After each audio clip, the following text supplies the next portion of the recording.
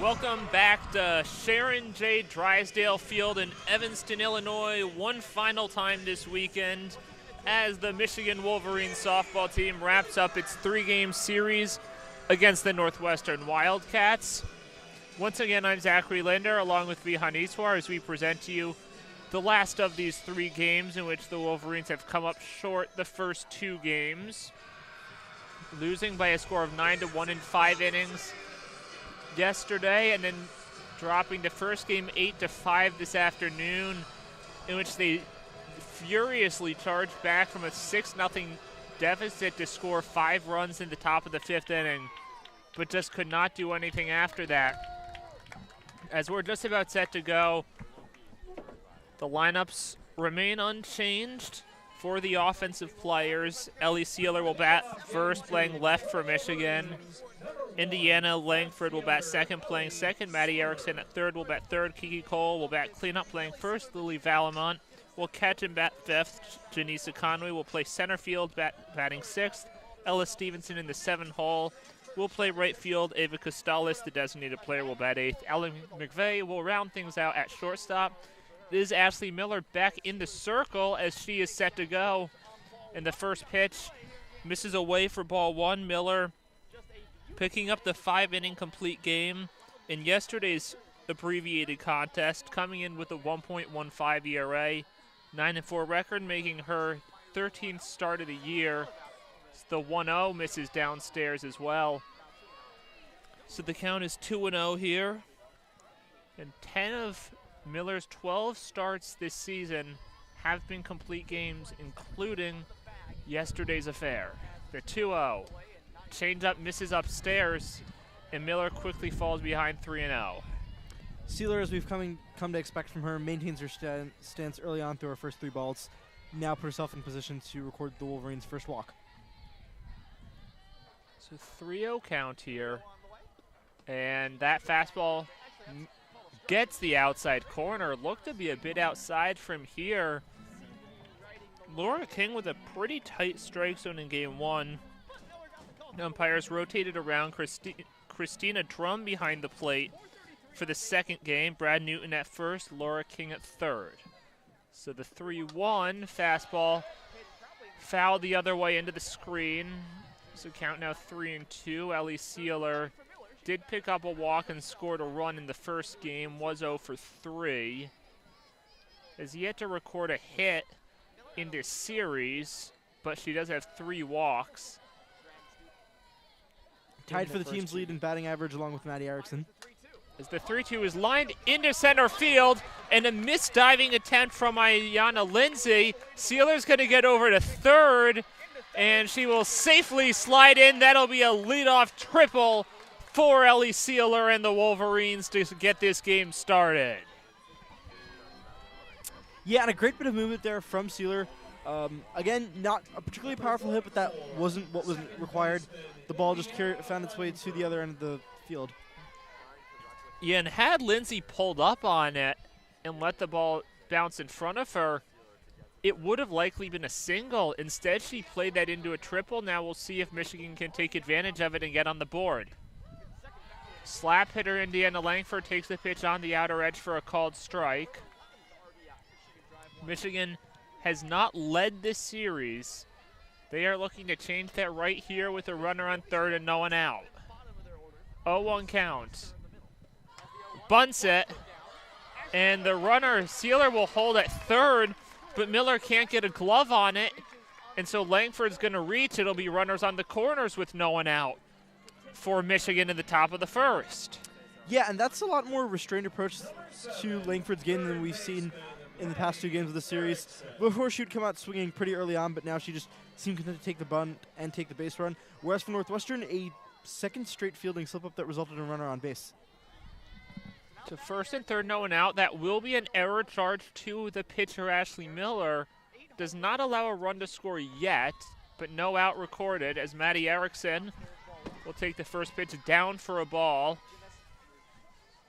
And as we've mentioned before, Erickson batting .364, .390, .644 with 8 homers and 26 RBI, in addition to 3 walks, is arguably the best offensive player on this Wolverines team. 1-0.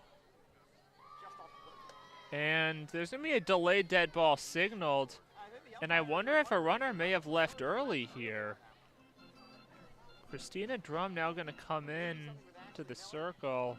And I think you saw Drum immediately give the delayed dead ball signal as soon as that pitch was released. And I think one of the runners may have left early.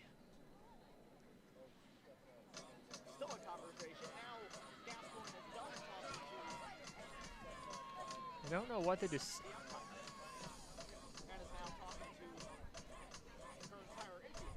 And now there's going to be a full visit at the circle for Northwestern.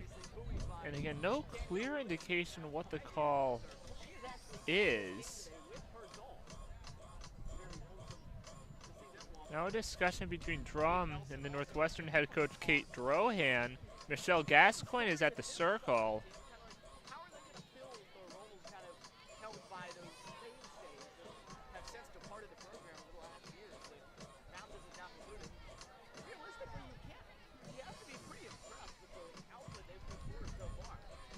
And so it looks like they're just going to disregard that pitch. We need confirmation. It's a 2-0 count. So the violation was by Northwestern. I think the pitch was illegal. So it was not a runner violation. It was an illegal pitch, I believe.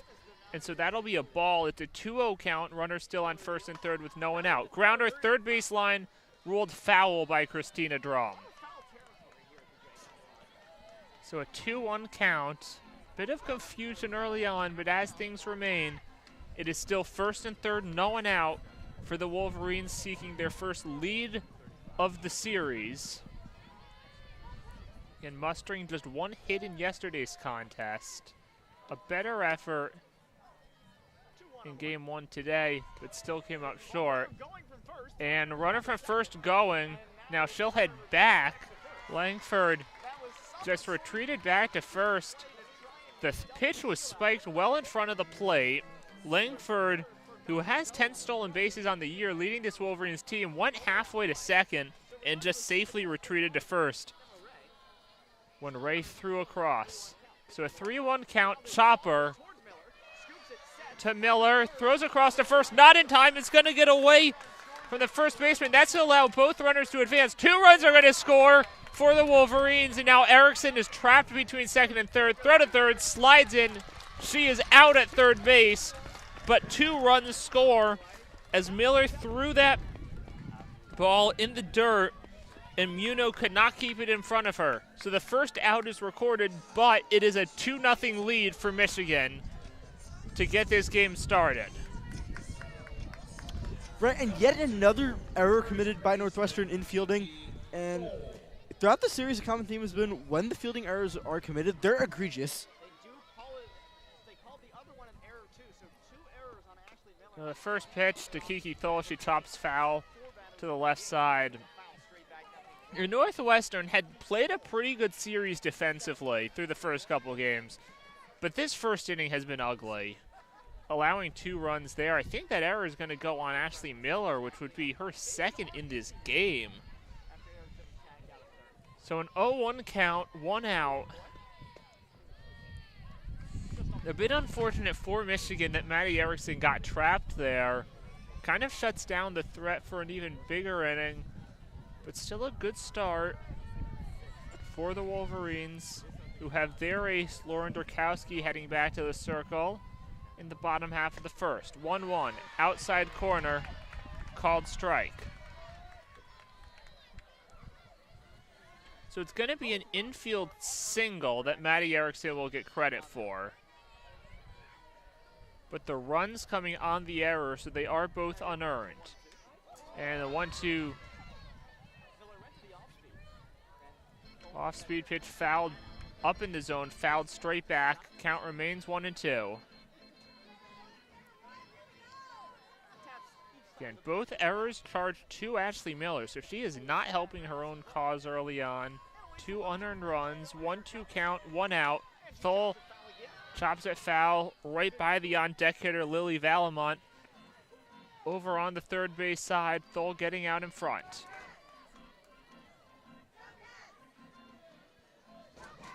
Thole opened by showing bunt on that play, but wasn't able to open up to give herself the range.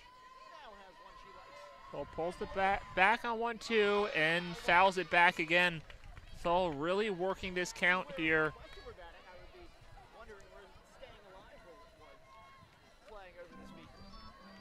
So count remains 1-2. Cleanup hitter coming into this game with a .260 average. She is third in the lineup with 7 home runs. That slugging percentage at an even .500 and swings out in front of an elevated changeup. Thole goes down on strikes. The first strikeout that Ashley Miller picks up in this contest after accumulating 7 of them in yesterday's win. So 2 down here. Bringing up the catcher, Lily Valamont. First pitch on the inner half, called strike 1. Valamont, an 0 for 3 game earlier today, but did drive in a run in the 5-run 5th inning. Valamont batting .253, .367, .444 on the year. 0-1's topped foul. Straight back into the catcher. So an 0-2 count here with 2 outs, no one on. Michigan has picked up 2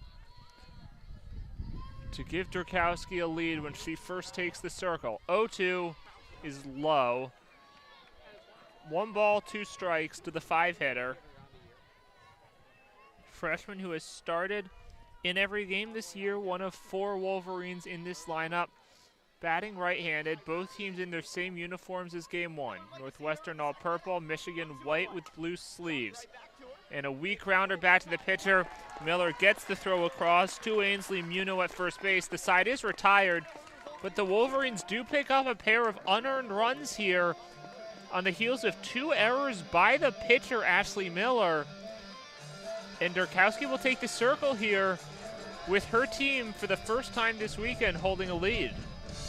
Yeah, and it's interesting that you mentioned that was Michigan's first lead all weekend, because it goes to show just the myriad of errors that played in the first 2 games.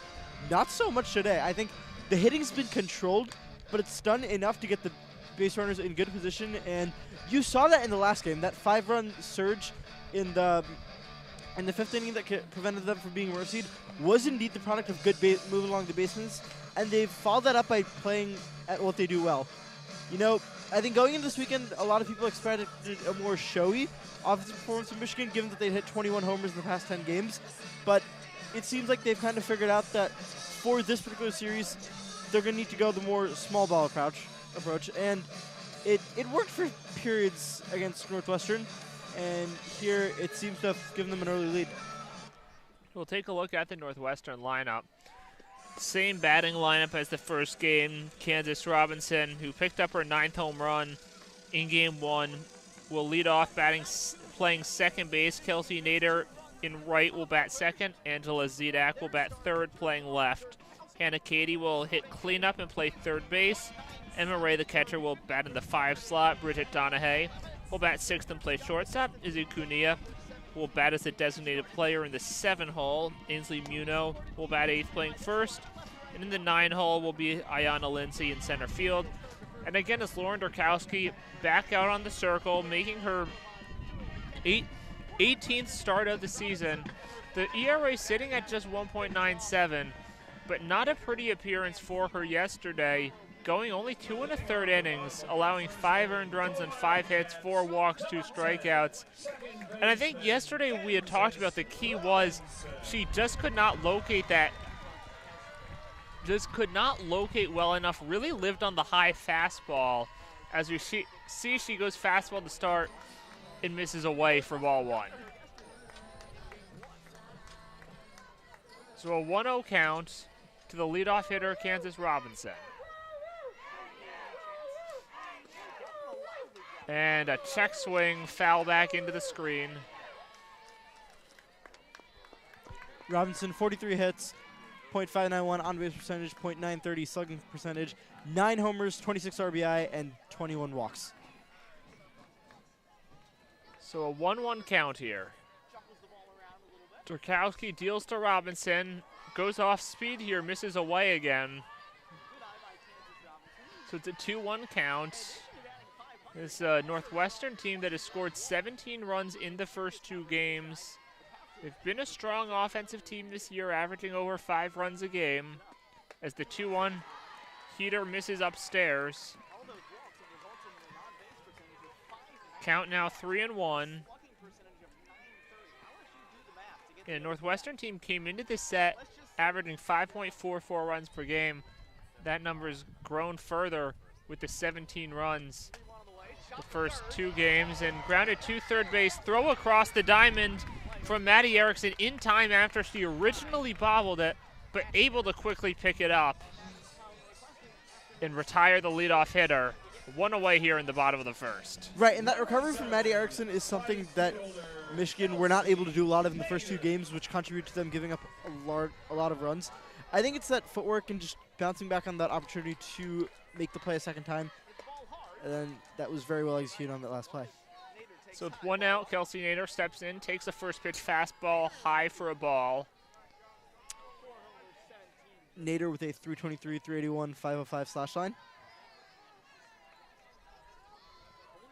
Nader 0 for 4 in the first contest today. She takes another pitch high and gets ahead 2-0. Did pick up a pair of hits and a run scored in yesterday's contest. The Wildcats right fielder. And 2-0 shows bunt. Pulls it back, takes a strike on the outer third. So 2 balls and a strike with 1 away. Michigan up 2-0 in the bottom of the first.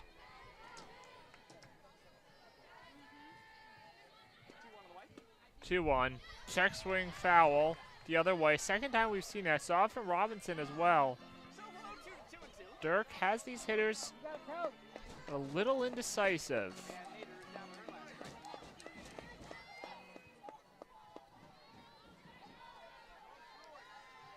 So again, 2 balls, 2 strikes.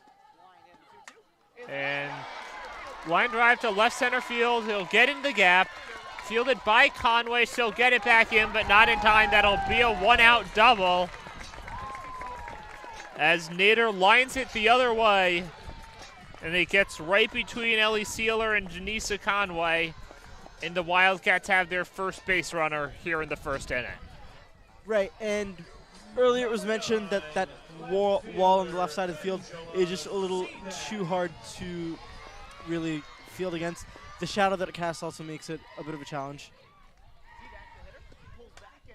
First pitch, pop up from Zidek, foul toward the Northwestern dugout, and a nice play by the second baseman, Indiana Langford, to make a basket catch over the shoulder.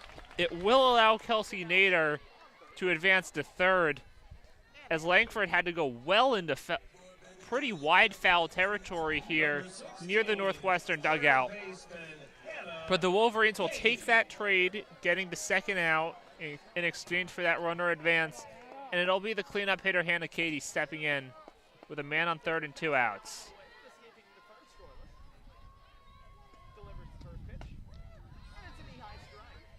First pitch called strike on the outside edge. 0-1 count.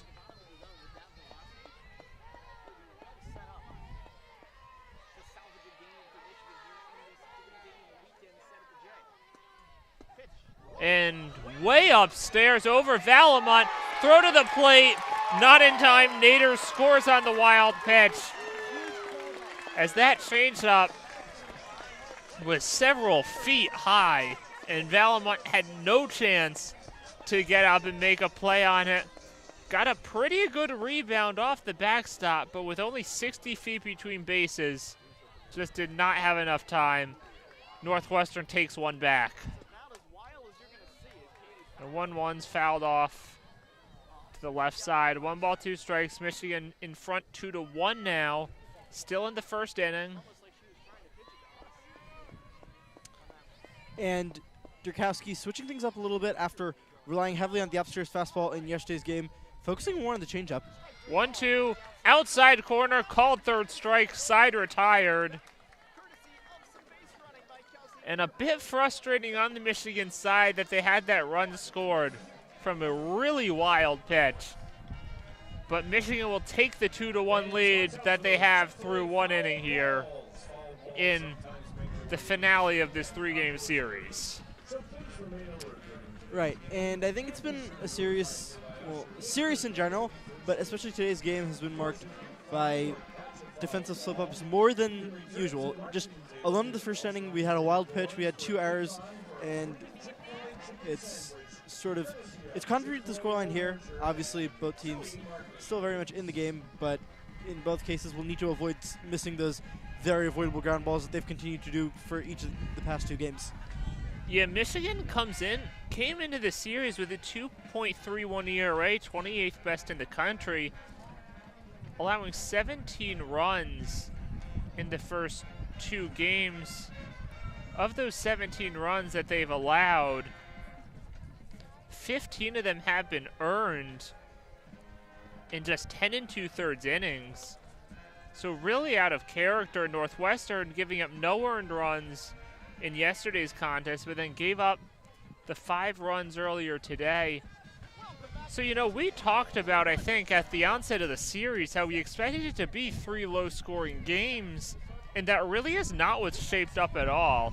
You had a blowout win for Northwestern yesterday, a high-scoring affair earlier this afternoon, and already have both teams on the board here in the first inning. So we're set for the second inning. It'll be 6, 7, and 8 for the Wolverines. Janisa Conway will get the action started as she will bunt the first pitch, fielded by Miller, throw to first, and just gets Conway at first base on the throw to Muno. A good bunt attempt, but perhaps there's a touch too much power on it, and fielded well by Miller. Yeah, and that's different compared to what we're used to seeing from Conway, usually swinging on her very first pitch. Went for the bunt and was barely in time. Well, barely out of time. So Stevenson takes a changeup on the outer portion of the plate, called a strike. Well, Stevenson coming in with the 191 average on the season. 0 for 3 in today's contest as the 0-1 misses low. Stevenson yet to pick up a hit in this series, 0 for 5 overall. Looking to get that changed here with 1 out, no one on. Miller will deal on 1-1 and bounces a changeup. Count will move to 2 balls, 1 strike.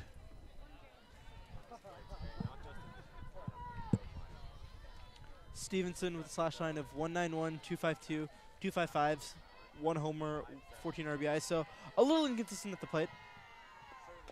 And 2-1 chopped straight into the ground for a foul ball. So a 2-2 count.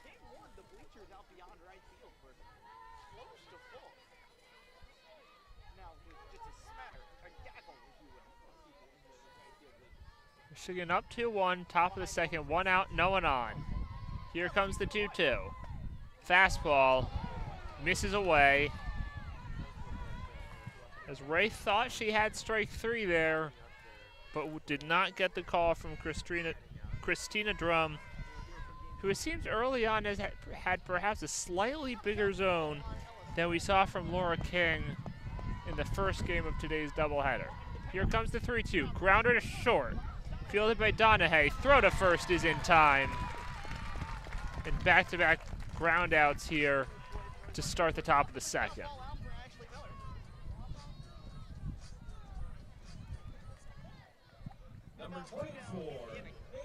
So Ava Costales will step back in. She was 1 for 1 in the first game, but then got removed for a pinch runner in Maddie Ramey.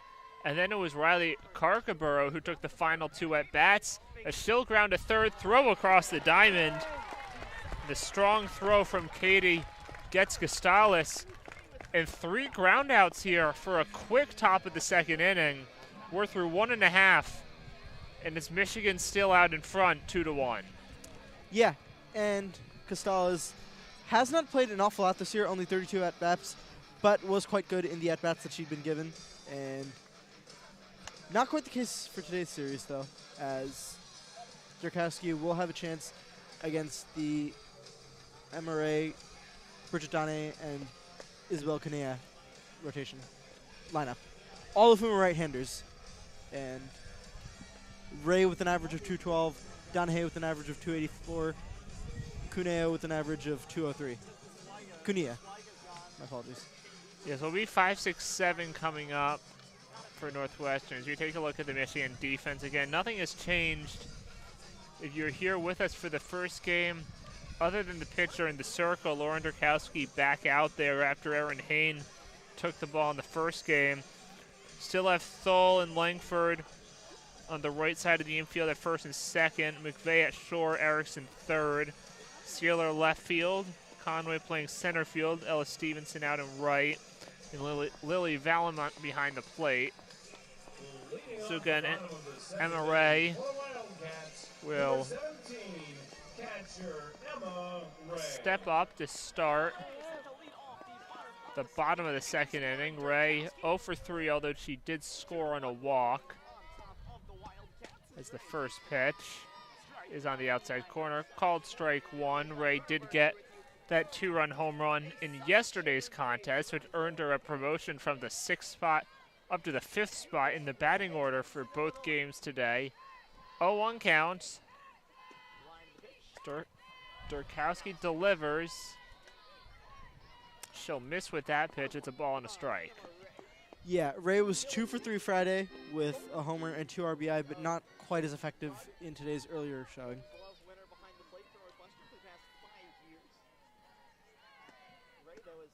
1-1 fastball inside, ball 2.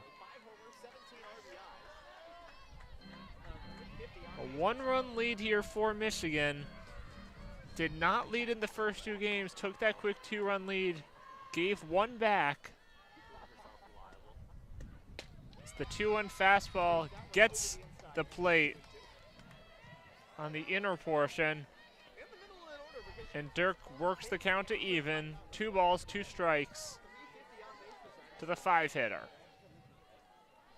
Ray in the right-handed batter's box with a 2-2 count. Fastball misses well above the zone.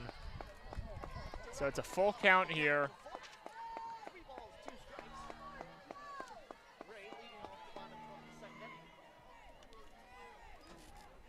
As Ray, one of 2 freshmen in this lineup, along with Izzy Cunea, and she swings and misses there for strike 3.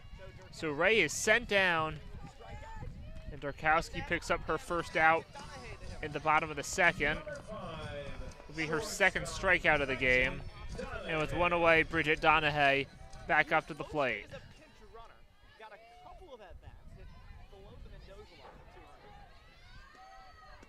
First pitch goes inside. Seeing Durkowski certainly appear attacking right-handed hitters inside more so than lefties. Perhaps likes working a bit more on that arm side. The 1-0 comes, and Donahue will bunt to Durkowski, throw to first, and a nice play there from Durkowski, fielding her position. Thole receives the throw. And 2 away here in the bottom of the second. And Donahue was 0 for 2 earlier today, batting 284. So not the most effective showing from her, but she did manage to get the movement out. It's just that Durkowski made the play right in time. And Cunea way out in front of a changeup there for strike 1. Cunea, the hero of this series really so far, picked up her first collegiate home run yesterday, and then her 2nd one today, which was a first-inning grand slam in the last contest. This time looks at a changeup at the bottom of the zone, but in the zone, and Cunea quickly down 0-2 as Durkowski looks to get through this inning 1-2-3.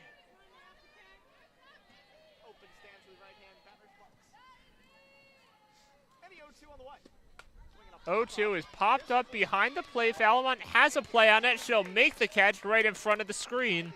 And it is a 1-2-3 inning For Lauren Durkowski, who's now retired the last 5 Wildcats she's faced, and through 2 innings, the Wolverines maintain their 2-1 lead. Right, and I think the Wildcats' issue is there doesn't seem to be a lot of restraint here to start off the game. I think maybe that's the fact that they've guaranteed themselves a serious win. I think they're a little less on edge, but you see them swinging at nearly everything, even when Durkowski seems to figure out throwing to her left side, and it's resulted into rather unsatisfying innings. Both teams have capitalized off their hits. Michigan have 2 runs off 2 hits. Northwestern have 1 run off 1 hit. Yeah, these teams, as you mentioned, Northwestern has taken the series. It is still a big game at the top of the standings. Northwestern sitting at 7-1 in Big Ten play. Michigan 6-2. So Michigan can get even with Northwestern with a win here in this final game. Nebraska also at 6-1, Penn State at 6-2, Minnesota 5-2 so far, the top of the softball standings in the Big Ten. So we'll take a quick look at the Northwestern defense, which much like the Michigan side has not changed, other than Ashley Miller subbing in for Lily Grudzelanek. Remains Ainsley Muno at first base, Kansas Robinson at second, Bridget Donahue at short, Hannah Katie playing third in the outfield, Angela Zedak, Ayanna Lindsay and Kelsey Nader going left to right, and Emma Ray will remain behind the plate.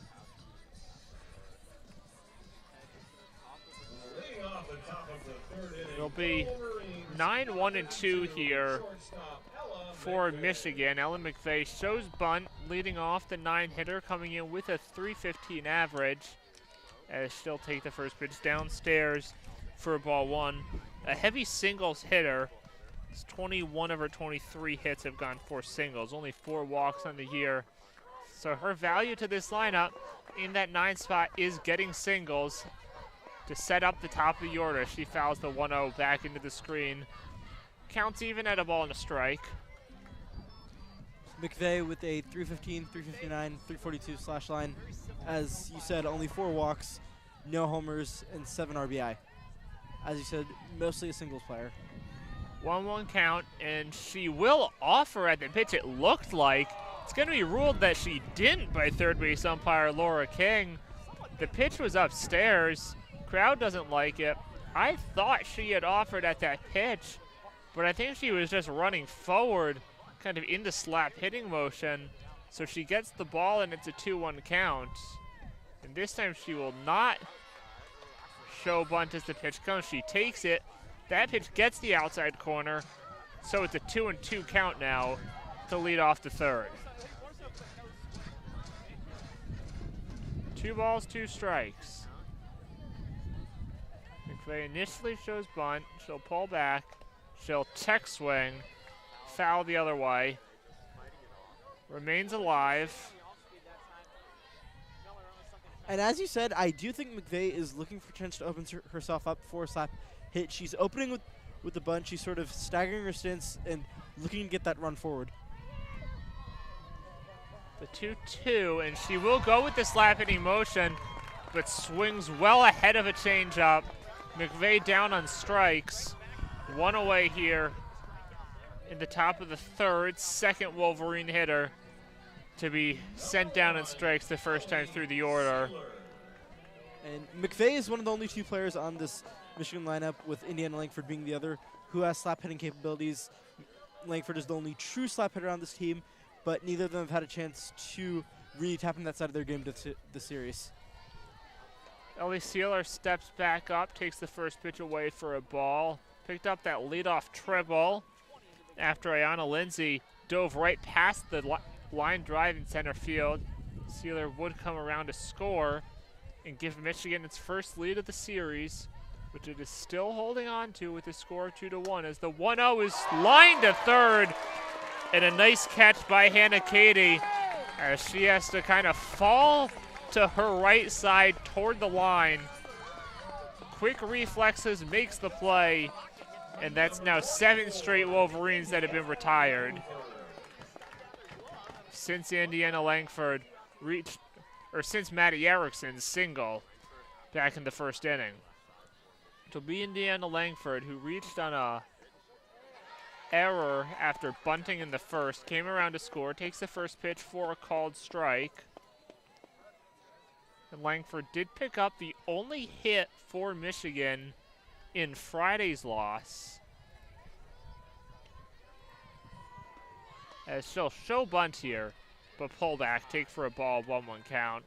Did pick up a hit, an RBI and a run scored in the 5th inning of today's game. 1-1 count, 2 out, no one on. Michigan up 2-1, top of the 3rd. And again, keeps going with that slap hitting motion. Takes upstairs for a ball. As you said, Indiana Langford, the one true slap hitter on this Michigan team that is her style of play, although we do see it come out quite often from Ella McVeigh as well. As the 2-1, and Langford behind the fastball. Can't catch up to it. Swings through it, count 2 balls, 2 strikes, 2 outs. And I think, yeah, she's not showing bunt here, which means she's definitely going to need to sharpen the approach. And she'll check swing at foul. Shortened it enough to make contact. Goes right to Bonnie Thole, standing out at third base. And she has some conversation with someone in the Michigan dugout. Once again, Langford was working that pitch count that gets Miller up to 40 pitches so far through about close to 3.5 innings. And swing and a miss there. Miller goes off speed. Langford cannot connect, so that's 8 straight set down. 3rd strikeout for Miller. Michigan still holding on to that 2-1 lead as we're halfway through 3. And Durkowski herself is at 26 pitches so far, so the Wildcats will likely be looking to work this count up to sort of lessen the advantage that she has in terms of freshness. And both of these pitchers have come out much stronger than they did yesterday, where they both seemed a little rusted, a little out of whack. Yes, certainly Durkowski, of course, a completely out of character performance yesterday. Miller, even picking up that complete game without allowing an earned run, still didn't quite look right. Again, no earned runs allowed so far. 3 runs that Miller's allowed in 8 innings pitched this series, all 3 unearned. Of course, these 2 runs she allowed in the first inning today were because of 2 of her own errors, which is not something you're going to like as a pitcher. But the importance of being able to field your position.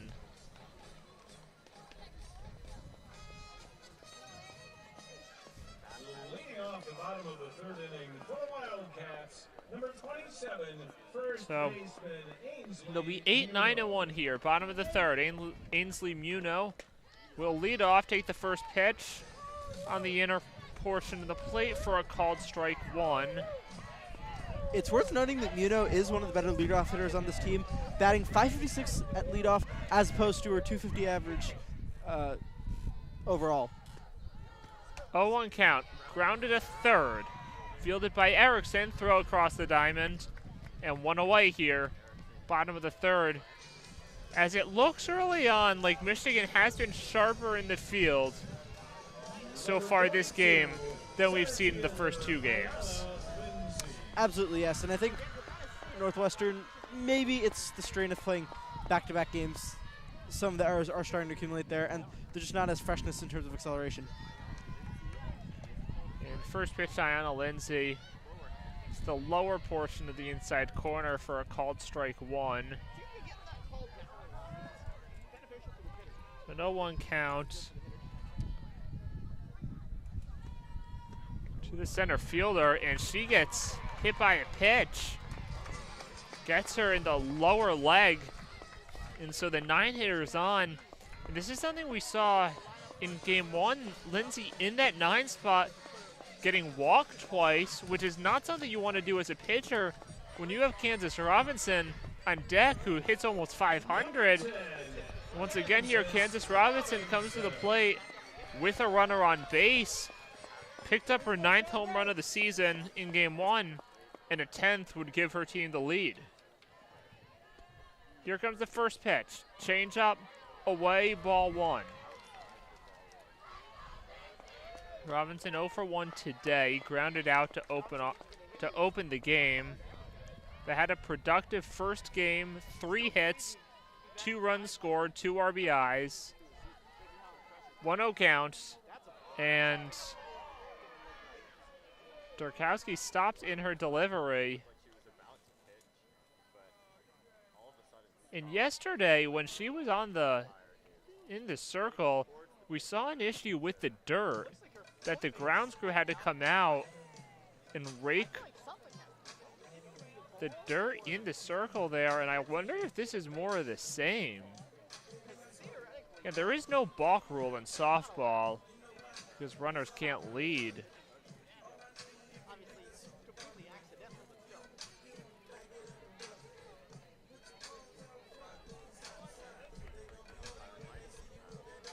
So it looks like she's okay, but that is going to be a pitch clock violation for not getting that pitch off. So it will be a ball, so the count is 2-0. Not what Durkowski needs against the Wildcats' best hitter. 2-0, grounded toward third base, fair, into the corner. A lot of foul territory there. That's going to tie the game, an RBI double for Kansas Robinson.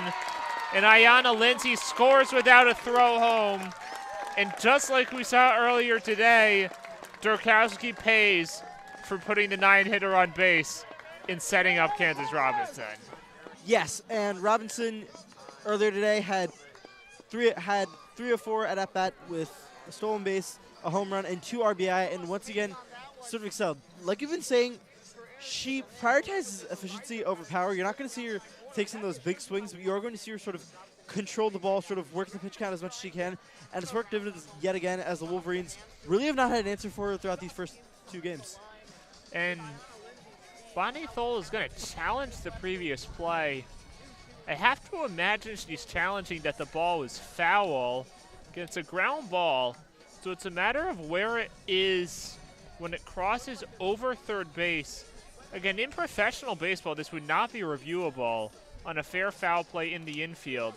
But college softball rules allow it to be reviewed as long as the call on the field is fair. A big call here. It looked from here like it was a fair ball. And again, this is a really hard play to overturn because you need to have indisputable video evidence of where the ball is at the exact moment the ball is over third base. So even if you have a down the line shot, it's hard to gauge the depth of the ball as it's working down the line. So it seems unlikely this call will be overturned. As things stand, it's a 2-2 ball game in the third.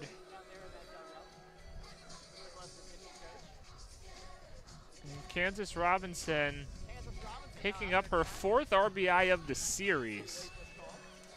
And the thing with a lot of these questionable calls in this game is that a lot of them just have not had the level of evidence required to sufficiently overturn them. Yeah, and this in particular, just such a hard call to find the evidence required to overturn, because you really would need to have a camera angle straight above the base. That's the only way you really would have an angle that definitively shows where the ball is at that point. And we just don't have those cameras. And that's why in professional baseball, you aren't able to challenge that. And I believe even college baseball doesn't allow that to be challenged. But softball does, interestingly. Again, it's a tough call to overturn.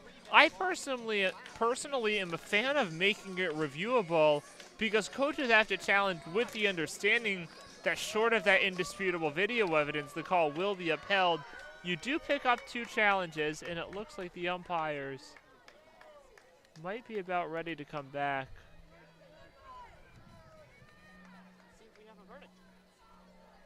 As they will come back into the field.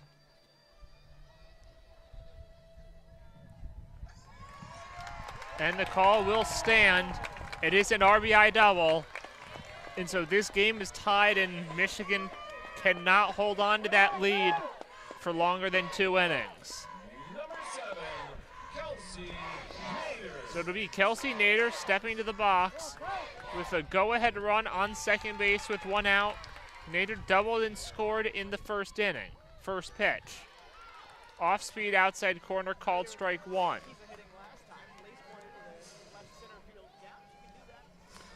Right, and it's worth noting that all the challenges that Michigan have thrown haven't gone their favor, which makes me think, I think Bonnie Thole and her coaching staff need to reconsider whether or not they really want to be challenging so many plays that they know are unlikely to be overturned.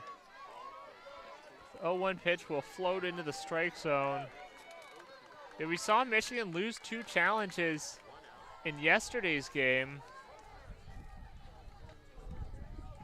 Had an unsuccessful challenge earlier today as well in game 1 of the doubleheader as the 0-2s fouled straight back.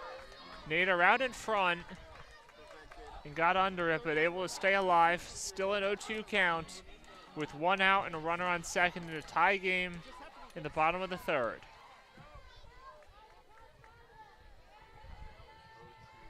Here comes the 0-2. Popped foul. Just gets the top of the screen. So still no balls, 2 strikes here. Nader not working the count, but working the pitch count. Sitting at just 37 so far for Lauren Durkowski. 0-2, called third strike outside corner. And Nader is sent down on strikes. The 3rd strikeout victim here for Lauren Durkowski. Angela Zedek will step back to the box with 2 away in the 3rd. She'll show bunt, pull back. First pitch misses away for ball 1. And Zedek fouled out on an impressive play by Indiana Langford, her first time up. But that out did allow Kelsey Nader to get to 3rd, which caused her to score on a wild pitch in the next at-bat as the 1-0 misses upstairs, a 2-0 count. And Zedek 1 for 4 in the last game, but with an average of 329 and 1 RBI. Yeah, did strike out 3 times in game 1, but her 1 base hit did drive in a run. It's 2-0 count. Changeup misses low, ball 3.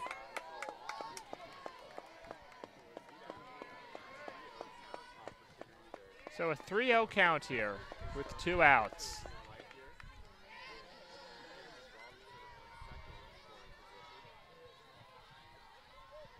Here comes the offering, and Zedek getting the green light on 3-0 will foul it straight back.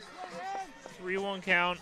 Kate Drohan having faith in the senior.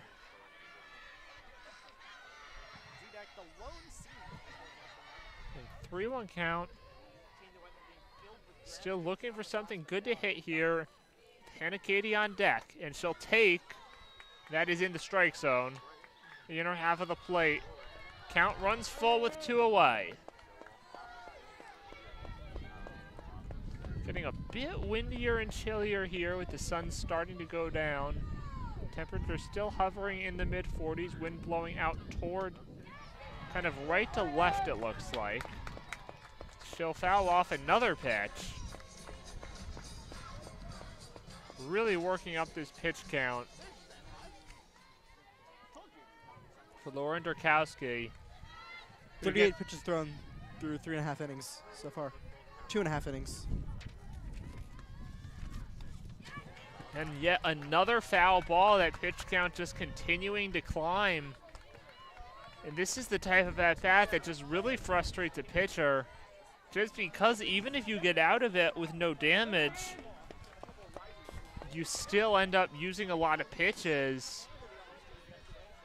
And especially in a doubleheader, you'd really like to see at least one pitcher get a complete game as yet another foul ball here. And Erin Hain did pick up a complete game in the first part of the doubleheader. Obviously likely unavailable here in the second game. We do see her make some relief appearances, but of course not a particularly effective complete game. 3-2 yet again. pulled foul toward third base. Gets forward motion on the ball. Still does not put it in play.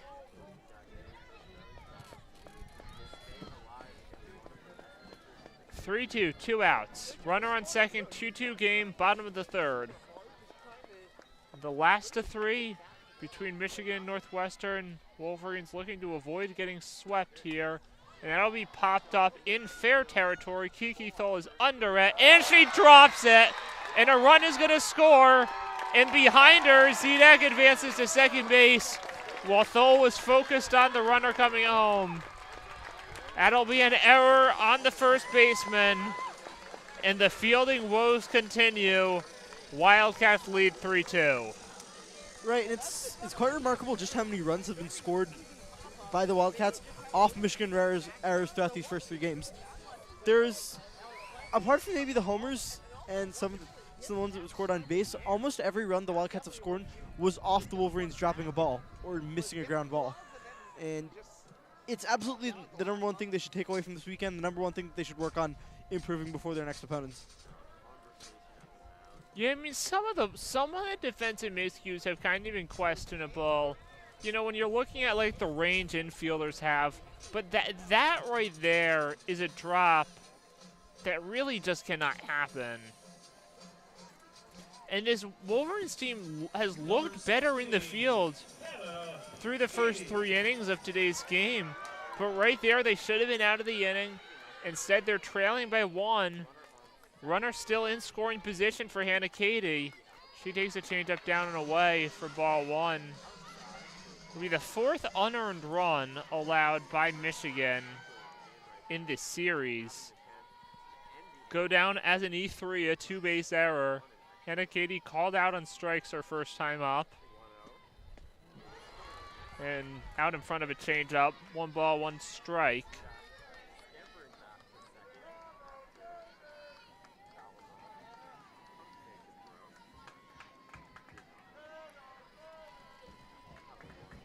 Zidek on second after the error. And misses away with a 1-1 off-speed pitch. The count now 2 balls, 1 strike. With 2 outs in the bottom of the third. Durkowski just looking for something. Pitch count up to 51. Change up. And outside again. And again, it looks like Durkowski is much more comfortable working on that arm side. Really not looking to throw across her body and challenge left-handed hitters inside. Just makes her pitches a bit more predictable as the 3-1 fastball is way upstairs. So that'll be a walk for Cady. Put runners on first and second and bring up Emma Ray. That's going to be the second walk for Cady today.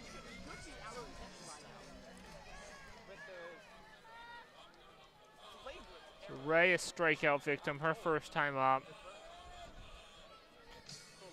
And I think this really is a big at-bat in this game. Michigan's lead has slipped away. They're trailing by 1.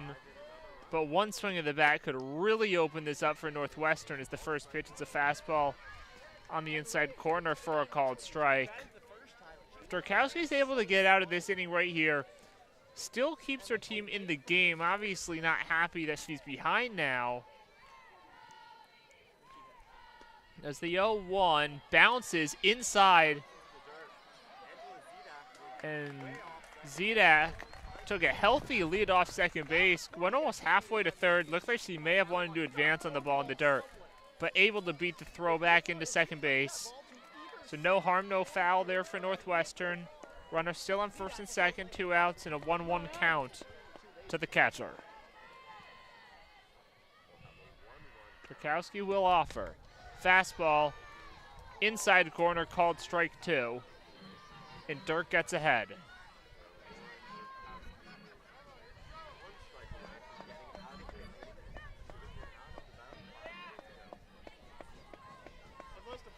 One and 2 the count with 2 outs.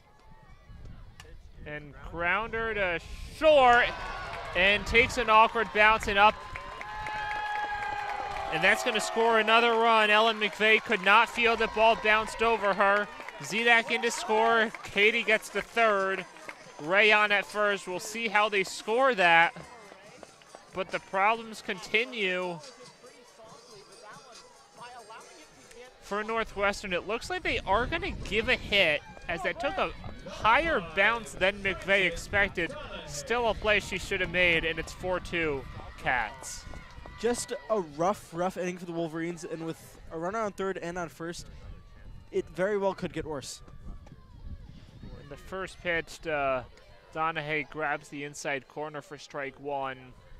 4-2 now. Ray will pick up an RBI.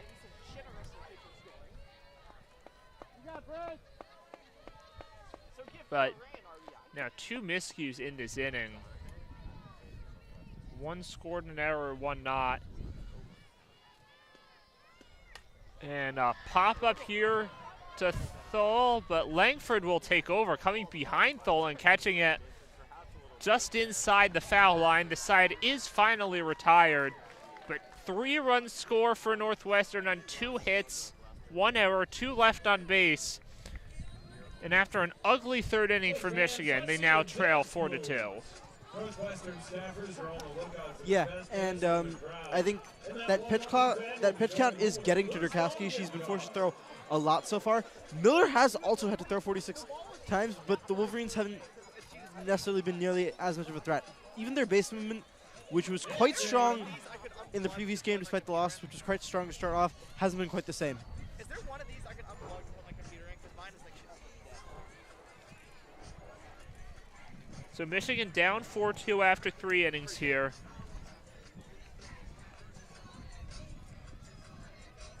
And again, look at the pitch counts. 46 thrown for Miller through 3 innings.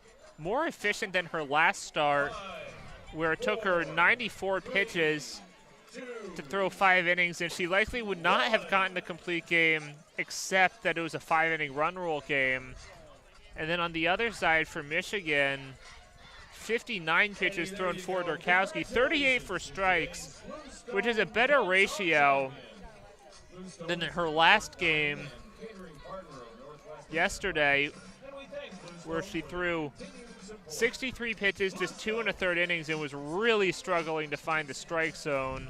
Durkowski so far, only 1 walk allowed, and I think it really is the error and then that misplay by McVeigh, not ruled an error, but easily could have been, and still allowed another run to score.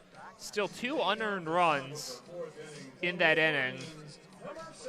It's now 5 unearned runs in this series, not something Bonnie Thole and her staff will like.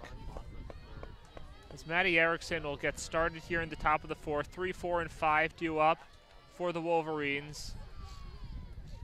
As the first pitch lined foul past third base. And Erickson has, as I said earlier, been the Wolverines' most consistent offensive player to this point this season, but has not necessarily had any impact plays so far. And that's definitely something that she would like to change. Did have the big 2-run double back in that 5-run 5th inning in the first contest. Grounded a short throw across the diamond made from Bridget Donahue. Erickson sent down for the first out here in the top of the 4th. Right, and Northwestern is quite good at getting those outs quick. The Wolverines' at-bats are much shorter than the Wildcats' at-bats because Miller and Northwestern's defense have just stepped up so much better so far in this game. And as a result, Miller seems to be feeling the strains of a loaded pitch count much less than Durkowski is. Kiki Thole takes an outside changeup for a called strike 1. Strikeout back in the first inning for Thole. 1 hit so far in the series as she'll take up and away for a ball. Michigan did pick up those 2 first-inning runs, but it's worth noting each game this series they've only scored in 1 inning. And they have not gotten a base runner since the last 9 hitters all being retired. And a line drive down the left field line, but it's going to go foul. Could have been a potential double if she had kept it fair. Instead, it's a 1-2 count. And 3 strikeouts so far for Ashley Miller, who picked up 7 in her 5 innings of work yesterday. Michigan down 4-2 in the top of the 4th with 1 out. Here comes the 1-2. Swing and a miss on the pitch in the dirt. Ray applies the tag on Thole. 10th in a row retired, and Thole has now struck out in each of her first 2 trips to the plate in this contest.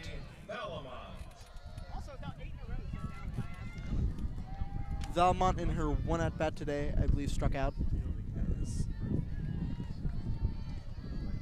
It was a ground out at first.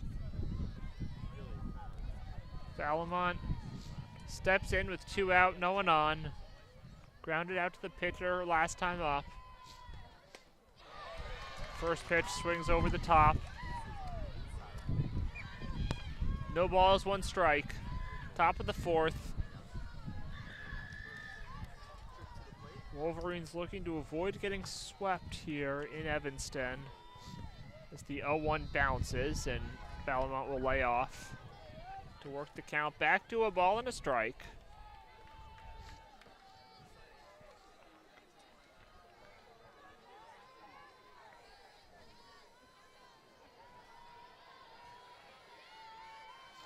One and 1, and changeup bounces again.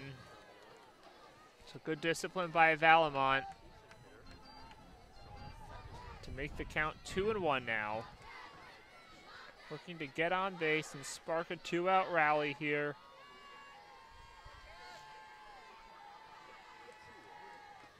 And a grounder up the middle, a nice sliding play by Candace Robinson, who then throws the other way after shading toward the middle.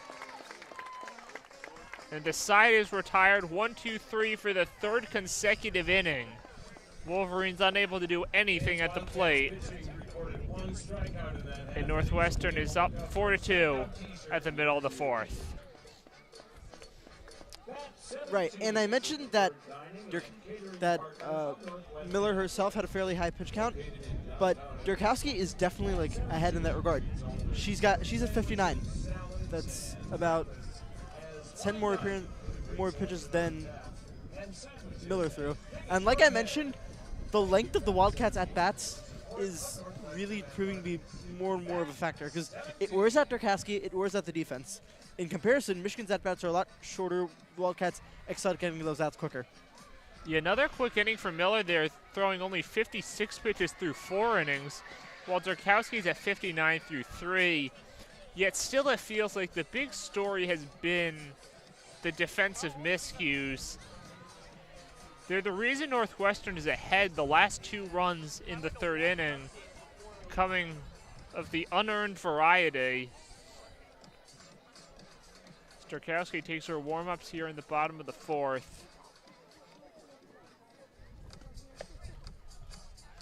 And it feels like you look at this whole series, the only moments where there really felt to be positive momentum for Michigan were the 5-run 5th inning in game 1 today, and then their 2-run 1st inning to give them a lead in this game. But they have not gotten a base runner since Maddie Erickson singled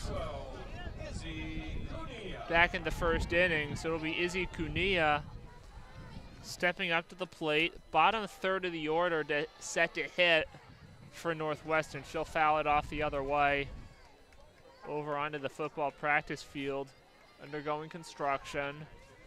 0-1 count. Bottom of the 4th.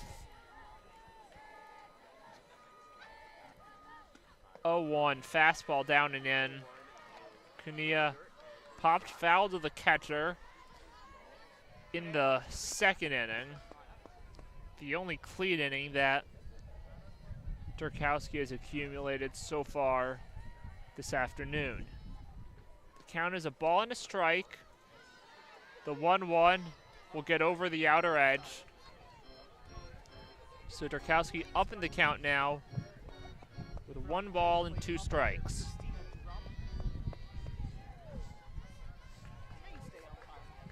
As here comes the 1-2. And that'll miss a little upstairs, perhaps off the outside corner as well, so an even count here.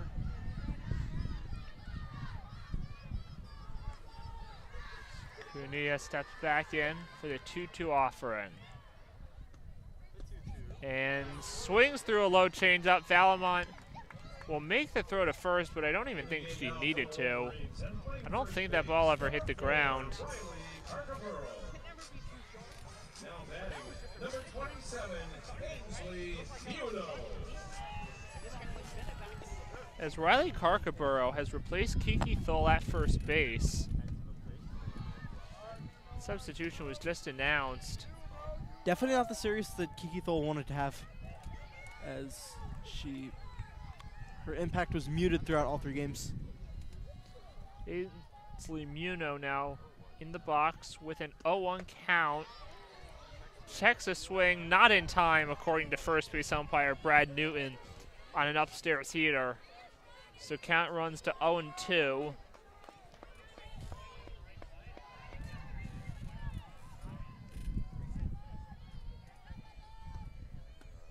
And fly ball to right field, and that'll stay in front of the warning track where the play is made by Ella Stevenson. Some of the Northwestern faithful here hoping that that might have enough distance to be a home run, but it did not come close. So the first 2 are retired here in the 4th, and it'll be Ayanna Lindsay, the 9-hitter. Saw last time up in the 3rd, got hit by a pitch. Set up Kansas Robinson, who delivered with a game-tying double. First pitch here, a change-up in the strike zone. Durkowski works backwards. Durkowski today, fairly solid game. 4 strikeouts to only 1 walk. The 0-1 misses away for a ball. And Durkowski's fairly solid performance underlines that today's defensive deficiencies have mostly been in the defensive miscues. Yeah, 1 error, a second big miscue that was not scored as an error, and a check swing foul backward. The count now 1-2.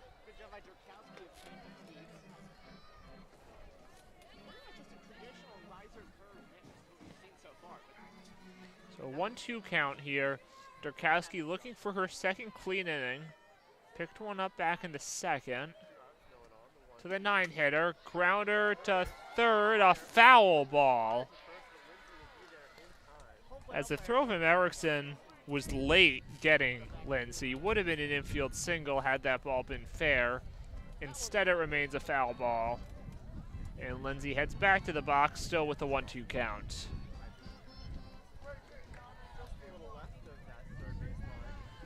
One ball, 2 strikes. Michigan trailing 4-2 in the bottom of the 4th. Popped up, foul territory near the Michigan dugout. A nice running catch made by Maddie Erickson right at the step of the dugout. And so a good defensive play there.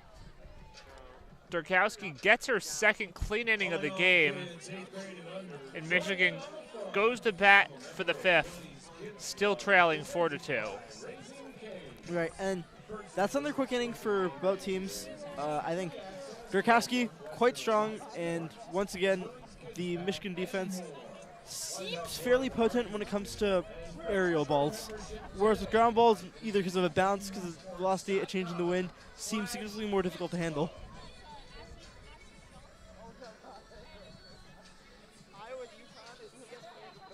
So Miller back out to the circle. And she's retired 11 straight. You saw Maddie Erickson picked up a single, an infield single in the 1st inning, got past second base after a throwing error from Ashley Miller, but then got hung up between 2nd and 3rd. And since that out, when Michigan was up 2-0, not one batter has reached base for the Wolverines as they now trail 4-2.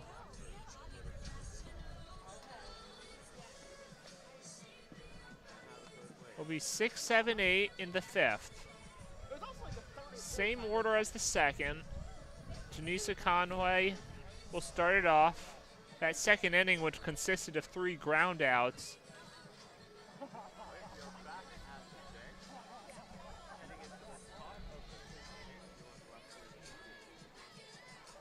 Miller has so far not allowed a walk today and has struck out 4 batters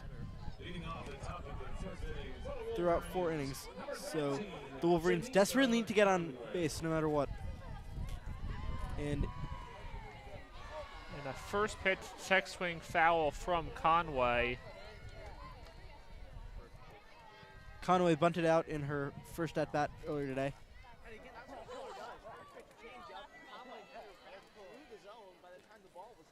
So it's worth noting the substitution, Riley Carcaboro came in for Ava Costales as grounder here from Conway to first base. And Muna will take it to the bag herself and 1 away here in the top of the 5th. So Carcaboro is in the 8th spot. Costales leaves the game. But Carcaboro going into first base. Kiki Thole remains in the lineup, but will become the offense player in the 4th spot after committing that costly error in the 3rd inning.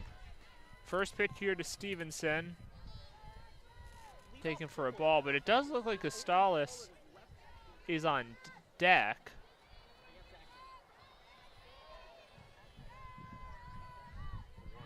It's the 1-0. Is lined into right center field, gets into the gap. That'll be extra bases for Stevenson. She hustles into second base, slides in just ahead of the throw from Lindsay out in center field. So there's a 1-out double for Stevenson. Picks up her 4th double of the year. And just like that, Costales will step into the box as the tying run. You're right, and that was definitely one of the most powerful hits of the day for the Wolverines. So far, something they've struggled a little bit with in terms of getting those balls up that have the height and the velocity to go far. The first pitch to Costales will miss in the dirt for a ball.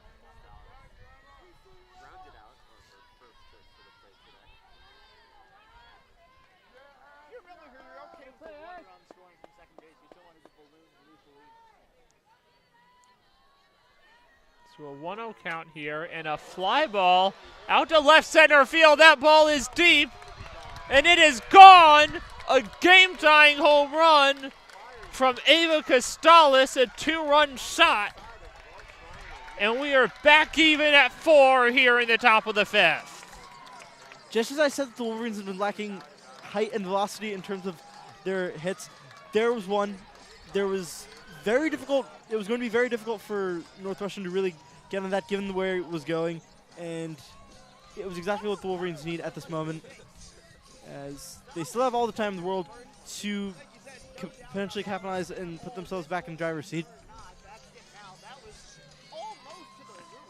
So a new ball game here as the Wolverines look dead in the water. 12 straight hitters retired. And then Ella Stevenson picks up that 1-out double. And Ava Costales smashed that ball over the left center field fence. So Ella McVeigh shows bunt, pulls back, takes a strike outside corner, 0-1. So you saw the corner infielders there pinching in, preparing for a potential bunt or slap. And 0-1, lined, third base side, foul. That looked fair from here, and that is not reviewable because it was ruled a foul ball. I really thought from our angle here, and Bonnie Thole's going to have a conversation with Laura King at third base. But again, you cannot review that call by rule when it is ruled a foul ball unless it would be a dead ball advance like a home run or a ground rule double. So Northwestern may have caught a break. 0-2, dribbled just foul, only going probably 6 to 8 feet from the plate in a several inches foul. So McVeigh back up with an 0-2 count.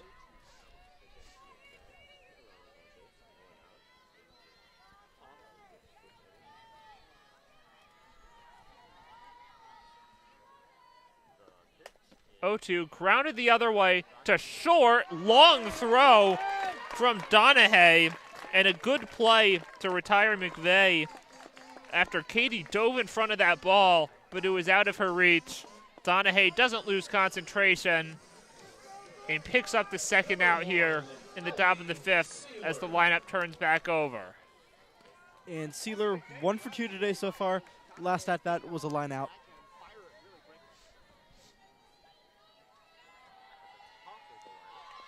And she will bunt, and it'll roll foul. Soft bunt. That would have been a base hit if she could have kept it fair. But a bit too soft, perhaps, with the bat. So it's an 0-1 count.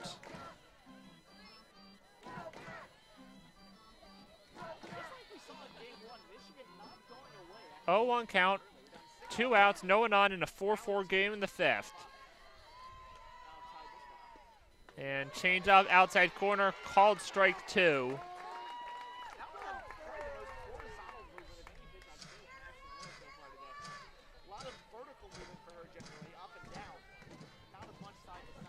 This crowd getting into it. Miller 1 strike away from heading back to the dugout, and she'll miss upstairs with the off-speed pitch. A ball and 2 strikes.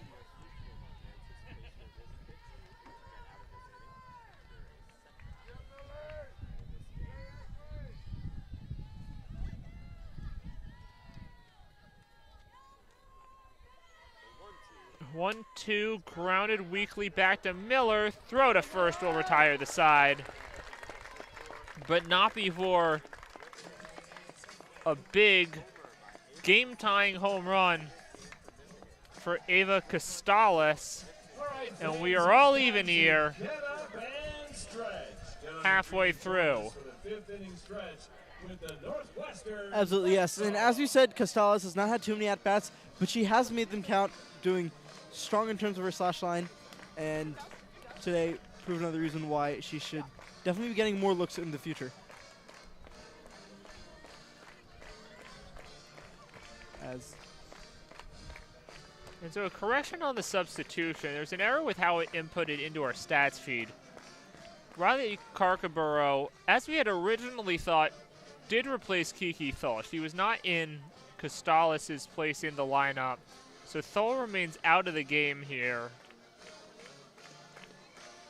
Again, she does still have re-entry eligibility, and her spot will be due up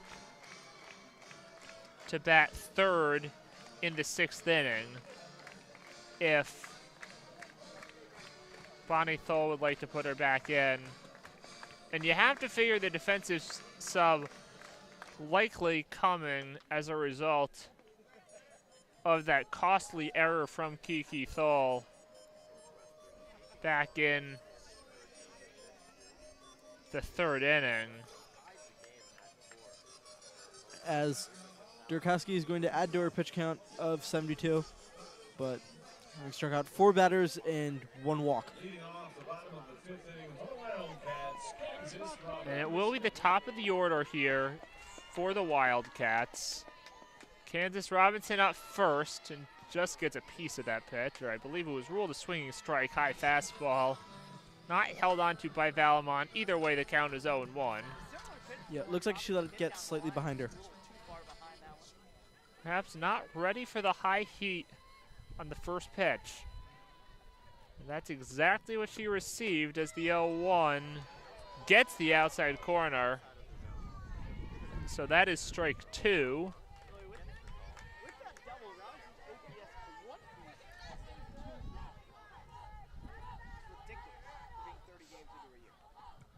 No balls, 2 strikes. Upstairs, Kansas Robinson cannot catch up to it, swings through it.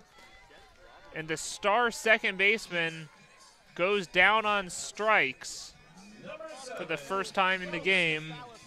1 away here, bottom of the 5th. Costales was the DP, so no batting changes, but getting a new first baseman in there. Probably could have seen that. So called strike 1 outside corner to Kelsey Nader. Nader 1 for 2 with a double in her last at bat.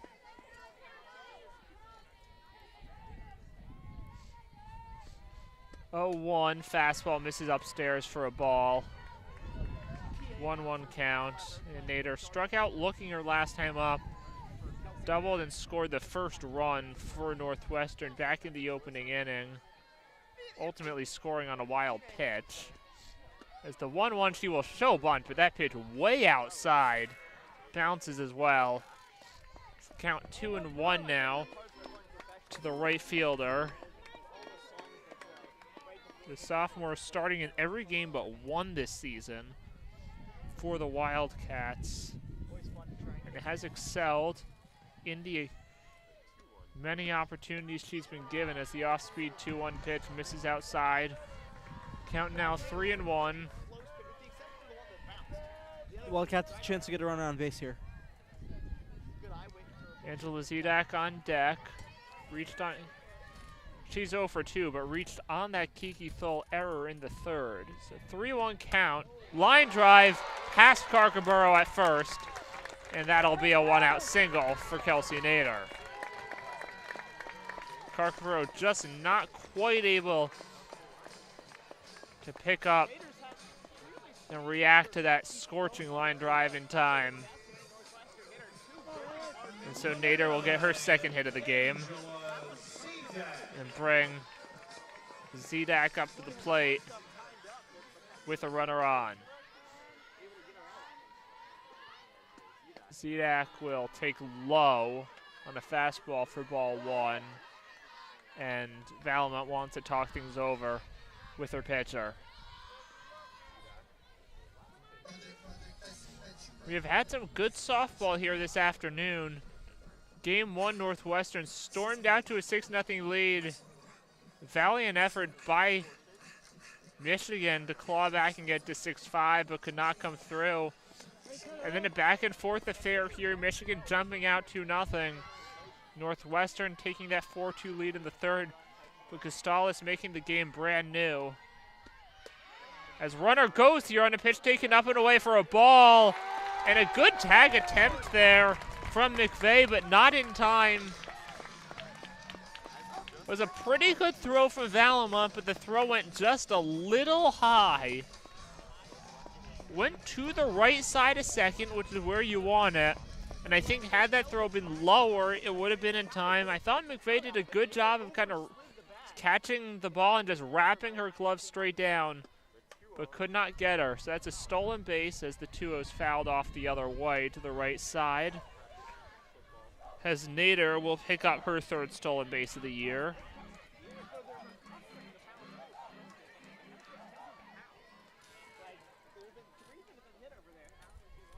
The 2-1 count, 1 out. And swings behind an elevated heater, cannot catch up. 2-2 count here with the cleanup hitter, Hannah Cady on deck.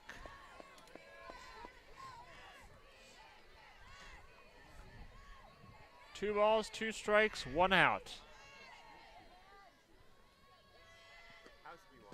And fastball up and away for ball 3.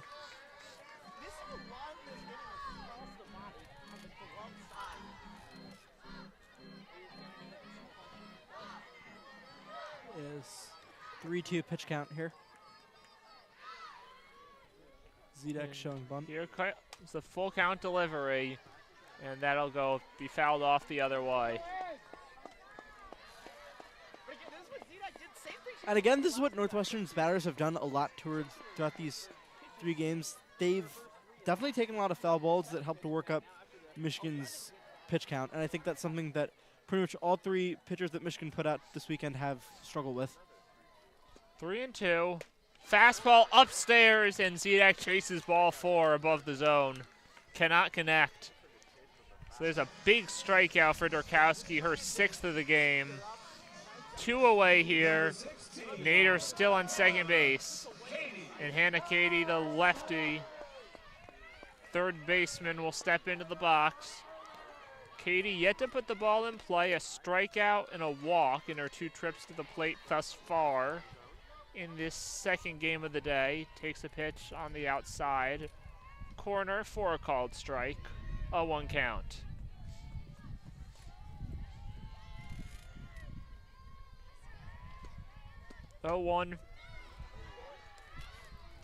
called strike at the top of the zone. A little bit of a late call from Christina Drum. Thought maybe it missed upstairs, but it got the zone, so it's 0-2 now. Katie batting .286 when 2 batters are out. 0-2. And gets way out in front of an off-speed pitch. And pulls it foul over the screen on the first base side. Over the short bleachers. Still 0-2. Katie battling in there, working that pitch count north of 90. Durkowski likely will not be able to get a complete game as Katie out in front of a changeup. Goes down on strikes. That's the 7th from Durkowski. And she strands a run around second base. And we got an even game here at 4-4 after 5 innings. Yeah, as you said, Zach, it's been a great game of softball. Two fairly great games of softball. Durkowski, I think, significantly better than she was Friday. I think the changeup is working wonders for her in a way that the upstairs fastball wasn't. And I think you've seen a lot of changeups being thrown by both teams' pitchers throughout these past 3 games. Yeah, and as you mentioned, Durkowski in particular, you do see that style difference from what she was doing yesterday, which just was not working, in large part because she could not locate pitches. But it's really not a good sign when you're getting hit around and you're giving up walks. Now, Ashley Miller, on the other hand, has thrown 70 pitches through 5 innings and has not walked a batter, but the 4 hits she's allowed has led to damage of 4 runs, only 2 of which are earned, although the 2 unearned runs came from a pair of her own errors. Michigan looking to avoid the sweep here. Came into the series 6-0 in conference play. Both teams have scored 4 runs off of their 4 hits. Now line score 4-4-1 for Michigan, 4-4-2 for Northwestern. So it'll be 2-3-4. Langford to get things started for her squad in the 6th. Followed up by Erickson and Toll.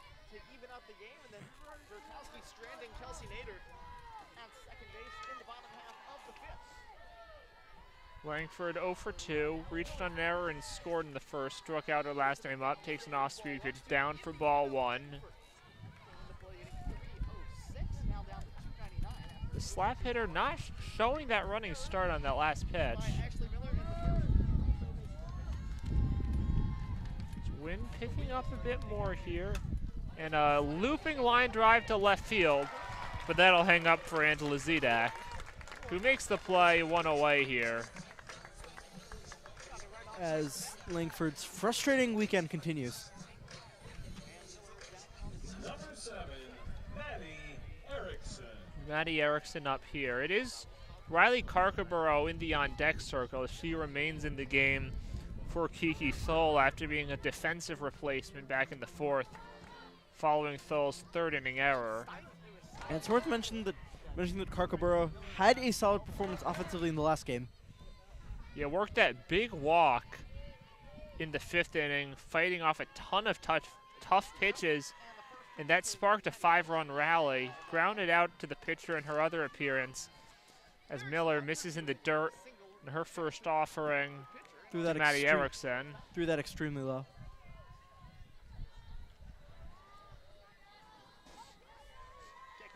One-0. Misses low again.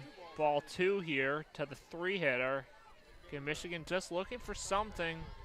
Can take the lead with 1 swing of the bat, but as you've talked about, don't necessarily want to have that approach.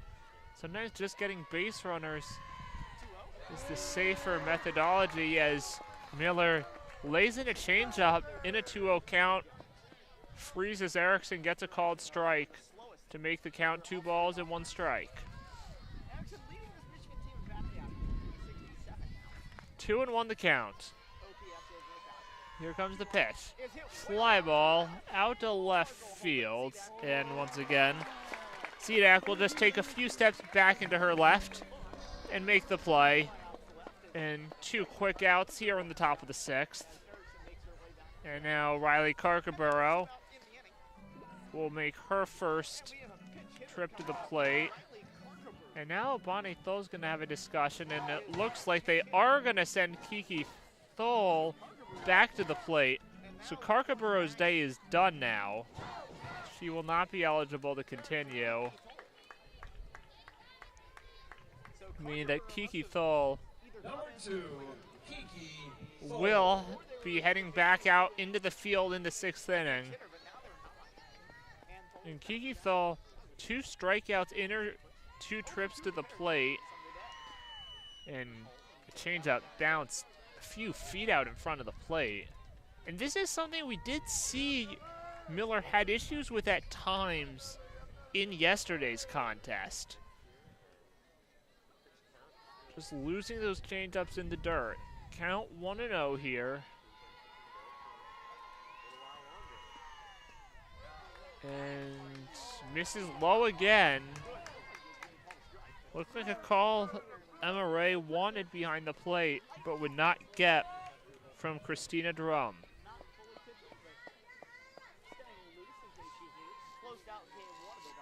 2-0. Goes up top this time and gets a strike.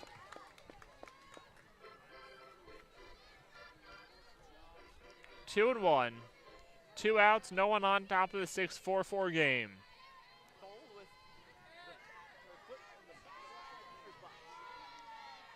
Two 2-1. Goes with more velocity this time, but in the dirt again. A 3-1 count. Lily Valamont on deck. Wolverines just need a base runner. Try to get something going here with 2 outs. Thul in a hitter's count. And way out in front of that changeup, perhaps expecting a heater in a hitter's count. But we know these days there are no fastball counts. Yeah, and Thul definitely swung like she was expecting a ball lower towards the zone. The count now 3-2. And lined foul toward third base. Miller went off speed again. And Thul got the bat to it, but too far out in front of it. So again, I think that's back-to-back pitches where she was looking for a fastball. And in 2 strike counts, you can understand it in the 3-1 count where you kind of pick your pitch, and if you miss it, you have a fallback pitch. But 3-2, you really can't just select a pitch. You got to be ready for anything. She gets heat, and she's late on it this time. Manages to foul it back. And you see here, Thul is really caught in between Ashley Miller's pitches. Full count, Miller will step outside the circle. Pitch clock is running.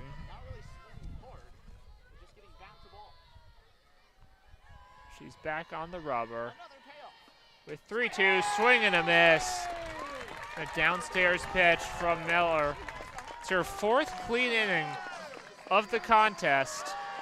And the score remains 4-4 halfway through 6 here in Evanston. Yeah, and that leaves Michigan with just 1 set of at-bats left if they want to be able to clinch this win in regulation.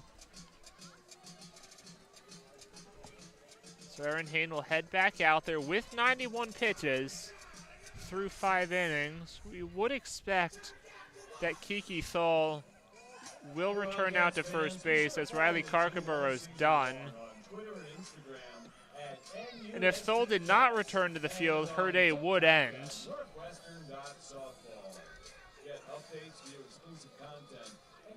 And it will be Thul heading out to first base.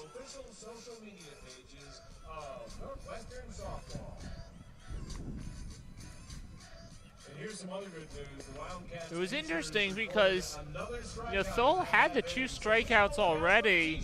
We saw Carcaburo in the on-deck circle starting to walk up to the plate, ready to hit. Of course, we had that huge, really good at-bat that resulted in the walk to start the 5th inning in the first game. But Bonnie Thole decided to go with her starter.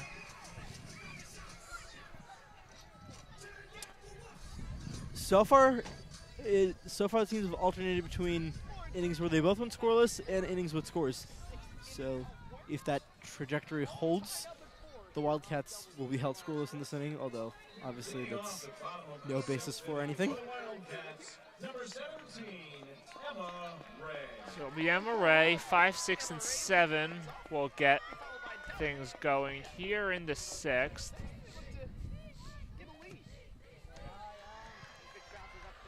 First pitch down and in for ball 1. Emma Ray with an RBI single.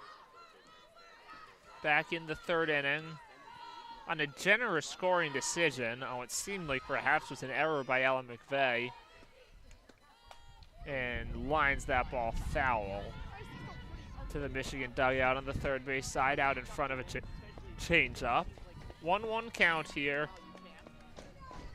to the Northwestern catcher.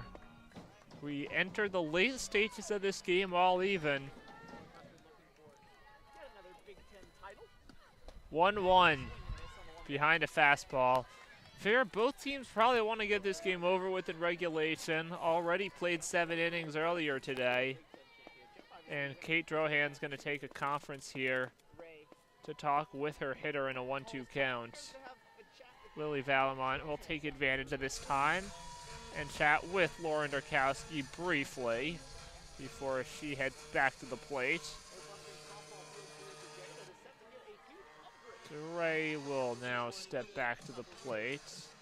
Durkowski has now thrown 91 pitches through the first 6 innings, as still only gave up 1 walk to 7 strikeouts. She's certainly put in the work today. 1-2 and goes change up, pulled a long way but way foul. And I think you're seeing with the use of the changeup here that Durkowski has really caught a lot of hitters off timing with the velocity difference. 7 strikeouts, and even a lot of those foul balls where the hitters clearly don't have the pitch timed up, goes high, he gets a swing and a miss. There's strikeout number 8 as Emma Ray goes down on strikes for the 2nd time today. Durkowski arguably producing the best pitching performance we've seen of anyone this weekend from either side throughout these first few innings. Now she needs to see through this at-bat, and Michigan needs to capitalize in its next set. So Bridget Donahue up to the plate as she is 0 for 2. Fouls the first pitch back.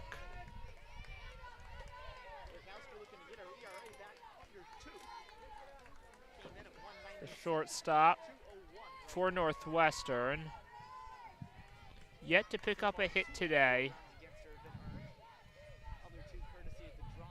Did have 1 hit in yesterday's contest. And a grounder the other way to 2nd. Langford has it, throws in time.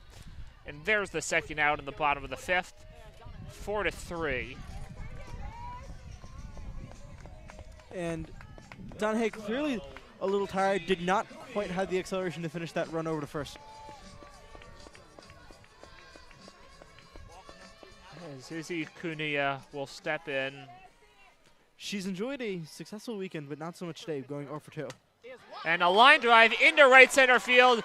That'll change right there as it gets to the wall. And Conway gets it in, but it'll be a 2-out double. And the go-ahead run is in scoring position here in the bottom of the 6th. And there you have the announcer's jinx right there. Cunha, 2 home runs in the series, hit a grand slam in game 1 today. And just as you had commented on how she was 0 for 2 today, with a foul out and a strikeout, sends that ball to the wall. And Kate Drohan's going to use a pinch runner here, Grace Minarovic, as she has now entered as a pinch runner in all 3 contests this weekend. This is where you want speed.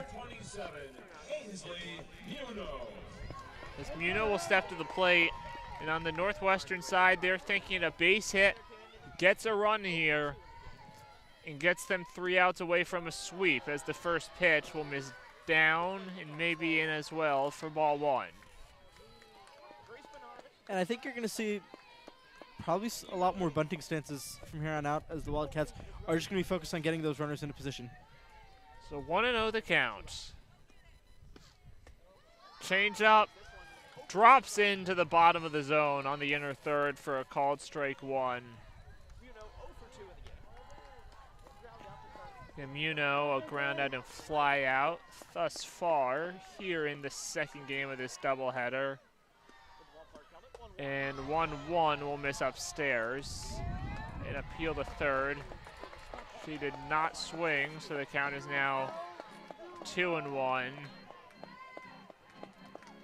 Immuno picked up a hit and an RBI in yesterday's contest on a double.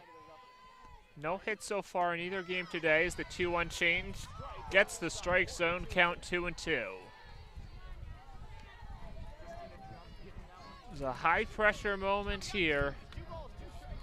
Durkowski looking to escape the sixth with the game tied. Muno looking to give her team the lead and pulls a line drive foul.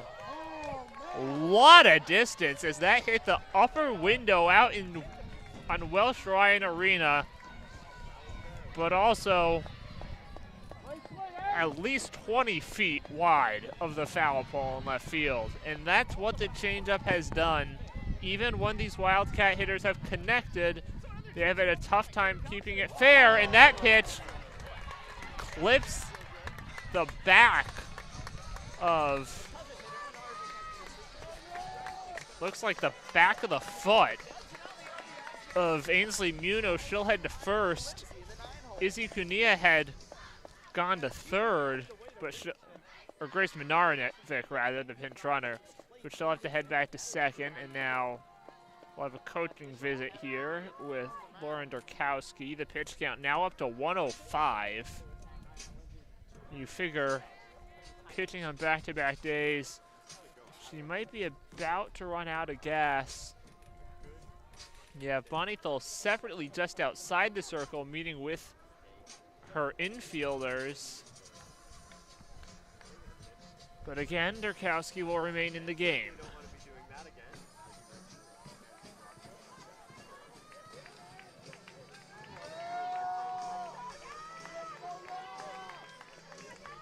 So it'll be the 9-hitter, Ayanna Lindsay.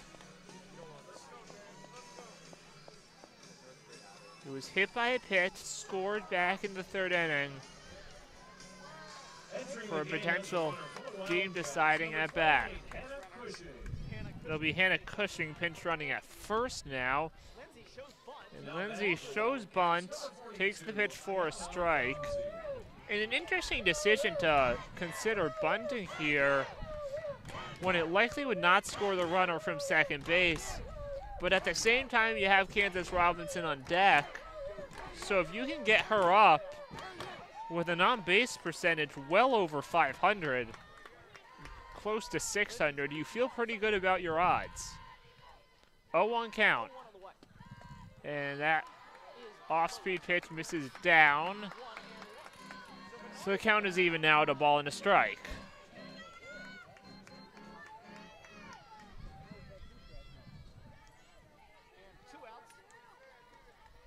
Starting to get a bit colder here as we enter the later stages of the day. The 1-1 misses upstairs. The wind has died down. See it ever so slightly blowing in from left, but should not play substantial impact in this big moment in the game. A 2-1 count, runners on first and second, 2 outs. And an off-speed pitch falls into the top of the zone for strike 2. Dirk works it back to even. And Lindsay being careful, trying her best to avoid swinging or flinching. I think she's probably concerned with getting the walk. 2-2 the count. Swing and a miss on a fastball upstairs. And Durkowski gets a huge strikeout to send this game to the 7th inning, still tied at 4-4. As this will be the first of the 3 games this weekend to use the entirety of the first 7 innings with potential extra innings to come if this is not resolved in regulation. Both teams tied 4-4, and having gone yet another inning scoreless. Yeah, as you said, the odd-numbered innings have all had a team score. So if that trend holds, we will likely have this game decided in the 7th. Coming up on the 14th inning of softball to be played today. And even though the series may have been clinched, that hasn't prevented these teams from coming out and giving their fans, as well as everyone listening at home, a great show. Yeah, but Northwestern, of course, looking for the sweep. Michigan trying to find something positive to take away. Because if you're Michigan, this is such a tough matchup that with back-to-back home series coming up, if you can manage to get that 1 out of 3, I think you can live with it. If you get swept after starting 6-0, it's just frustrating. Especially when you have a game so close here that you know is winnable. You know, Michigan, 4 runs, 4 hits, 1 error.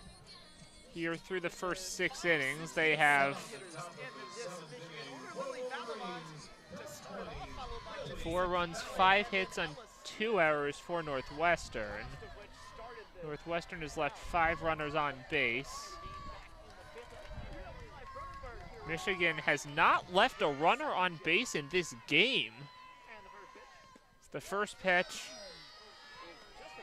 Misses low to Valamont. Again, 4 runners have scored, and the only other runner to reach base was Maddie Erickson on her first inning single, who was then thrown out in a rundown between second and third. 1-0. Fastball inside corner, called strike 1. And Valamont with a pair of ground outs.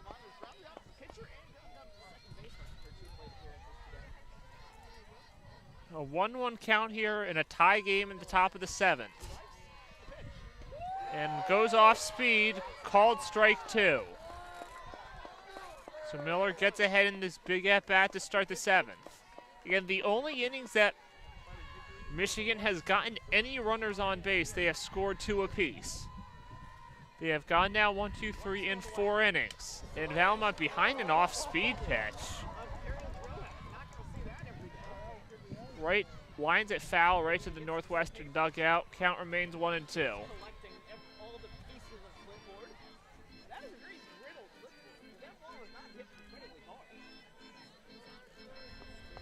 Against Miller, leadoff hitters have an average of .356. 1-2. And that will hit Lily Valamont around the foot or the ankle. And so Michigan will happily take that in a 1-2 count, getting the leadoff man on here to start the 7th. And you wonder if they're going to consider pinch running for the catcher. Bonnie Thole is going to come. I thought she might have been talking about a substitution, but she's just going to come talk to Janisa Conway. Maybe you're thinking a bunt in this situation, hoping that 1 run is enough to put this game away.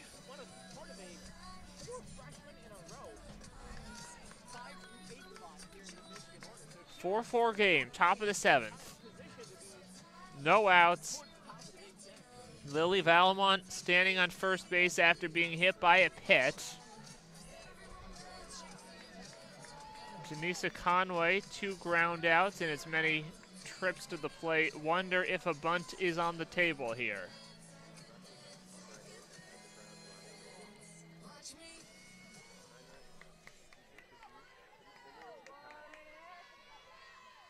And she will show bunt. And I think she offered at it. May have been in the strike zone anyway, but a 0-1 count.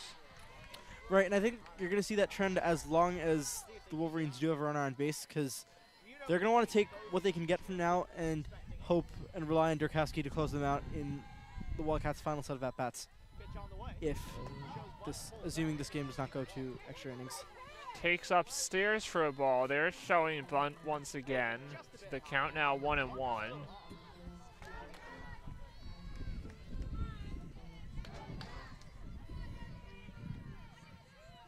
1 ball, 1 strike here in the 7th. And she'll swing this time, but it's going to have the same effect as a sac bunt, a weak dribbler to Miller, who will throw to first. So Conway will not get credit for a sacrifice, but she will accomplish the same purpose, getting the runner over.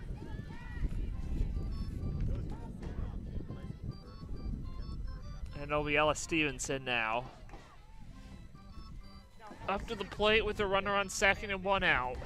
And now they will go to the pinch runner that I was wondering if they would be for a catcher.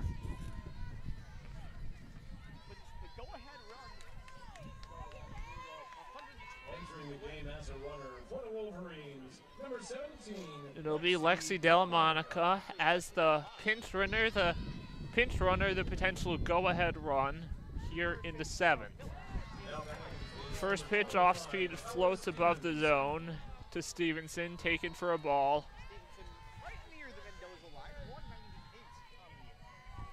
Stevenson struggling this year, but did get that big double in the 5th inning that preceded Ava Costales' game-tying home run. The 1-0 misses upstairs. So the count 2-0.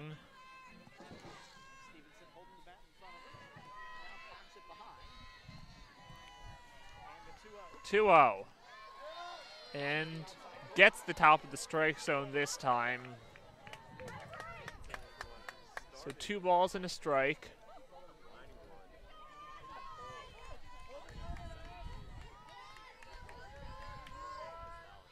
Two and 1, here it comes. Top of the zone, called strike. Looks like a change up there. So Stevenson gets ahead 2-0, but then stares at a pair of high strikes. 2-2 count, 1 out. And swing and a miss on a pitch upstairs. Stevenson goes down on strikes, 2 away.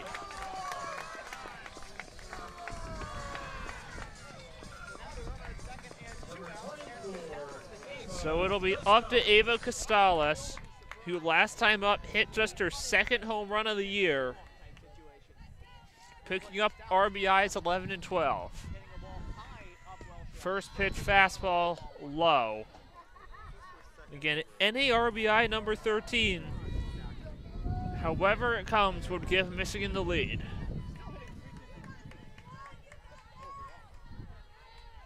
So 1-0. And pops it up foul, but that is not going to stay in play. Will drop just in front of the first row of bleachers here. A fan tried to make the catch but could not. And it is worth noting, the 7th inning will start at the top of the order with Kansas Robinson for Northwestern. So if Michigan cannot scratch anything across here, very real risk of 1 swing ending the game.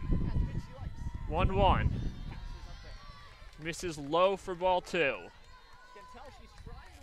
And I think at this point you have to get Delamonica into that 3rd base position from which you know it's going to be a score. And I think just any kind of base hit is necessary now. Base hit likely would score Delamonica with their speed as the 2-1 misses away ball 3. Ellen McVeigh on deck. But at the same time, walking Costales and having an additional runner on base would not hurt.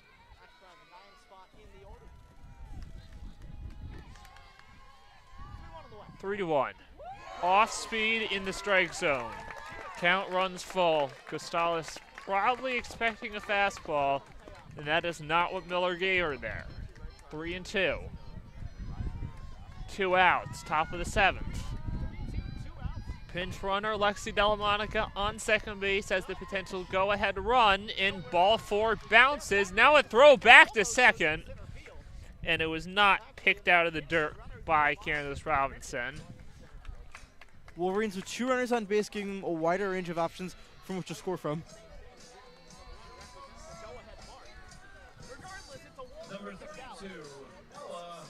So Ellen McVeigh will try to play hero now. And wonder if Costales will remain in the game. And now Northwestern, Kate Drohan is going to challenge, I think, saying that Lexi Delamonica left second base before the pitch was thrown, which would be the third out of the inning.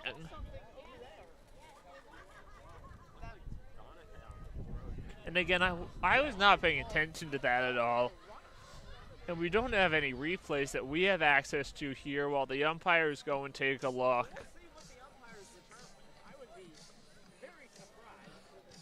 But it's almost a situation you just don't have anything to lose. You get 2 challenges. Northwestern hasn't used any yet.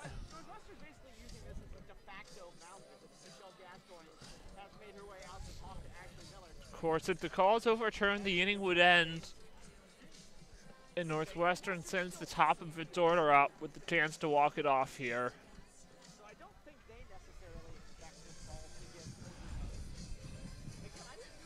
And given the Wolverines' deficiencies in fielding and miscues throughout, it's likely that Northwestern will not even need a big swing to potentially walk off the game.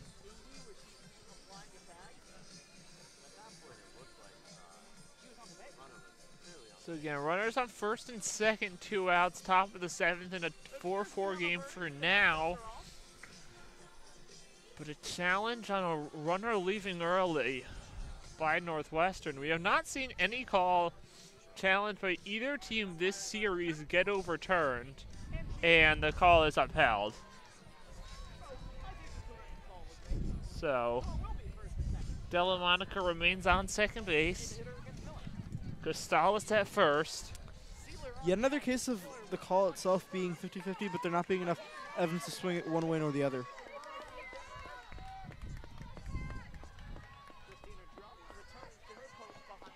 So Ellen McVeigh up to the plate.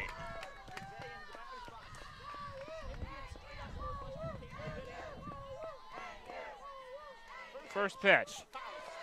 Fouls it back. Got on top. Now, McVeigh was initially showing bunt there, which made me think it was likely that she was going to make a move towards first. And yeah, and I just don't think this is a bunting situation because you really want to get that runner in from second base. Obviously, we see this slap hitter approach start with the showing bunt.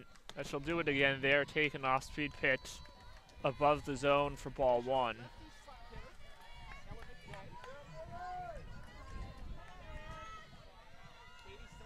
Count evened up at a ball and a strike. And she'll line it into center field, and a running catch by Ayana Lindsay in shallow center field to save the game potentially for the Wildcats. Had that ball fallen in, it would have given the Wolverines a 7th inning lead. Instead, we head to the middle of the 7th with the score remaining 4-4. And the Cats will have a chance to walk it off. And given the position that they're in, I think Northwestern is going to be significantly more aggressive as it sends its bats out. I expect them to swing because even suppose they go 3 and out, they don't lose the game right here. They still have an extra chance. So there's really no reason to be conservative or even play the small ball approach. Yes, it would be nice to get runners into scoring position, but I think Northwestern is probably just going to come out swinging on this next set of at-bats. So Erin Hain back out to the circle, or Lauren Durkowski rather, with an elevated pitch count of 110. 1 run will win it for Northwestern.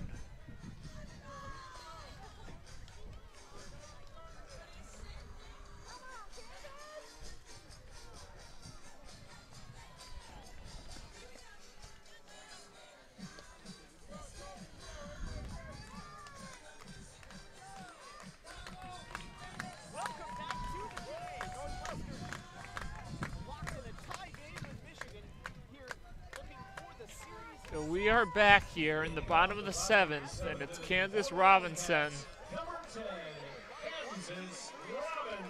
up to bat first.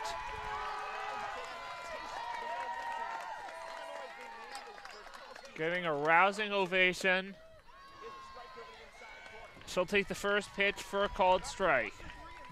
Robinson 1 for 3 here. Did pick up an RBI double and came around to score in the third.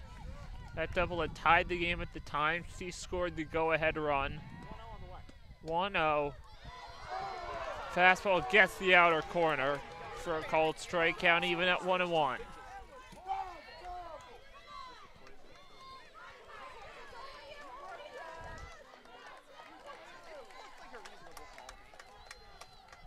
One ball, one strike. Fastball, that one is not close off the outside edge. And it goes to 2-1. A 1-2 count signaled by Christina Drum. So an incorrect count on the scoreboard. That's a big swing to the leadoff hitter here. And line foul, had the distance to the left side, but could not get out in front in time.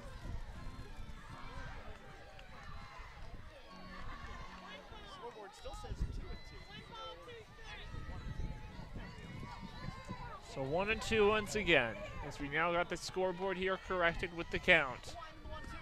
And fastball misses away, 2-2.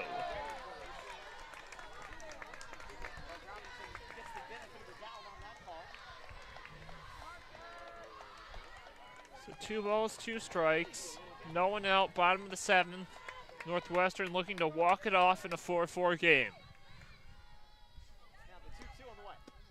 And fouled straight back. Robinson just gets a piece to stay alive.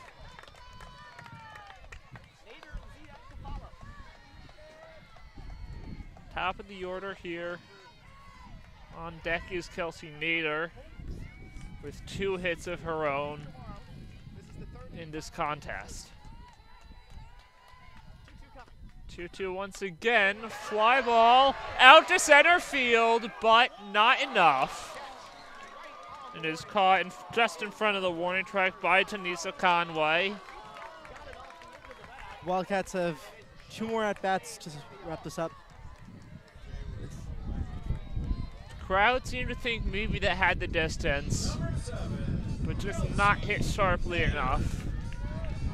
Kelsey Nader in the right-handed batter's box with Angela Zedek in the batter's circle warming up.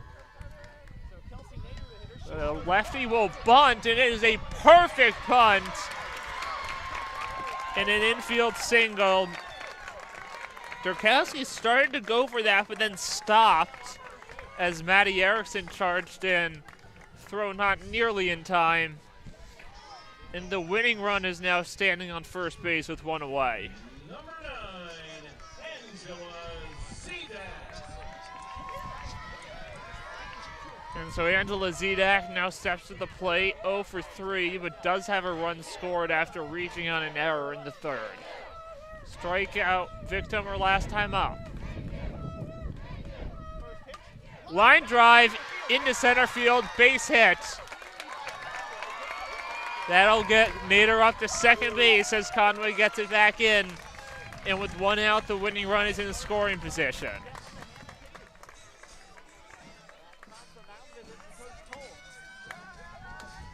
And Bonnie Thole will come out. And I'm wondering if that's going to be the end of the game for Durkowski or if this is just a strategy discussion. Don't see any relievers throwing for Michigan, so I believe this is just going to be a matter of strategy. Again, they have 1 base to work with at third, but that is all. Hannah Katie, the cleanup hitter, will step up. She has struck out twice and walked her last time up. And now I wonder, is this a bunting situation for Katie? Just a chance to go, get the walk, and load the bases, leading whoever is next who's Emma Ray. I don't think you're bunting with 1 out here. It just doesn't accomplish enough. Number 16. At this one, you got to have 2 chances to win this game. Not give up that second out. Katie has not put the ball in play yet in this game.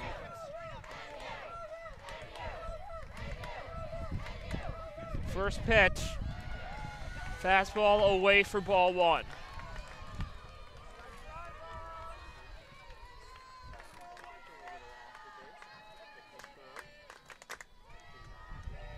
1 ball, no strikes. Winning run at second base. And off speed away for ball 2. The crowd getting into it here. Stands behind the plate are still almost full. The crowd out in the outfield bleachers in right center field. Count is 2-0. Katie has it to her advantage. 2-0, fouled straight back. 2-1.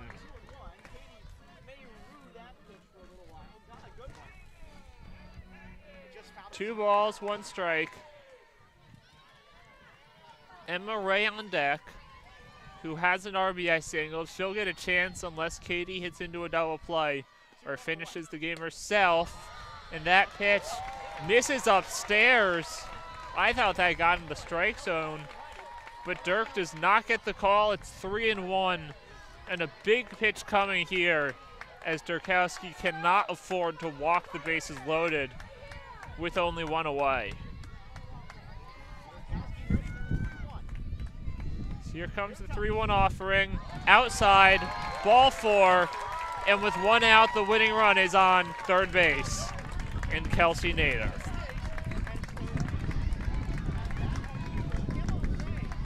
And that is just a crushing at-bat right there for Lauren Durkowski, because now it no longer takes a base hit. A soft grounder or a fly ball into the outfield will likely end the game. Michigan must come home on a grounder. Their infield is in. First pitch, upstairs, ball 1. Nowhere to put her. It's a 1-0 count. Emma Ray with a chance to be a hero again, the way she was yesterday with her homer. Picked up that 2-run homer in yesterday's contest. The count now 1-0. And fastball way high, 2-0. And Valamont is going to head out to the circle. And she's got to at this point, because Durkowski's 2 balls away from losing this game. You have to wonder, will it be too late for somebody else to come in? Or I mean, I don't think they have anyone throwing, so I think it's Durkowski's game at this point. You figure if she can get out of it, you might throw someone else in the 8th. But at this point, I think it's up to Durkowski to get the next 2 outs. But she's got to get the ball in the strike zone, and it's got to be a quality strike. 2-0 count. Fastball at the top of the zone gets the strike call, 2-1.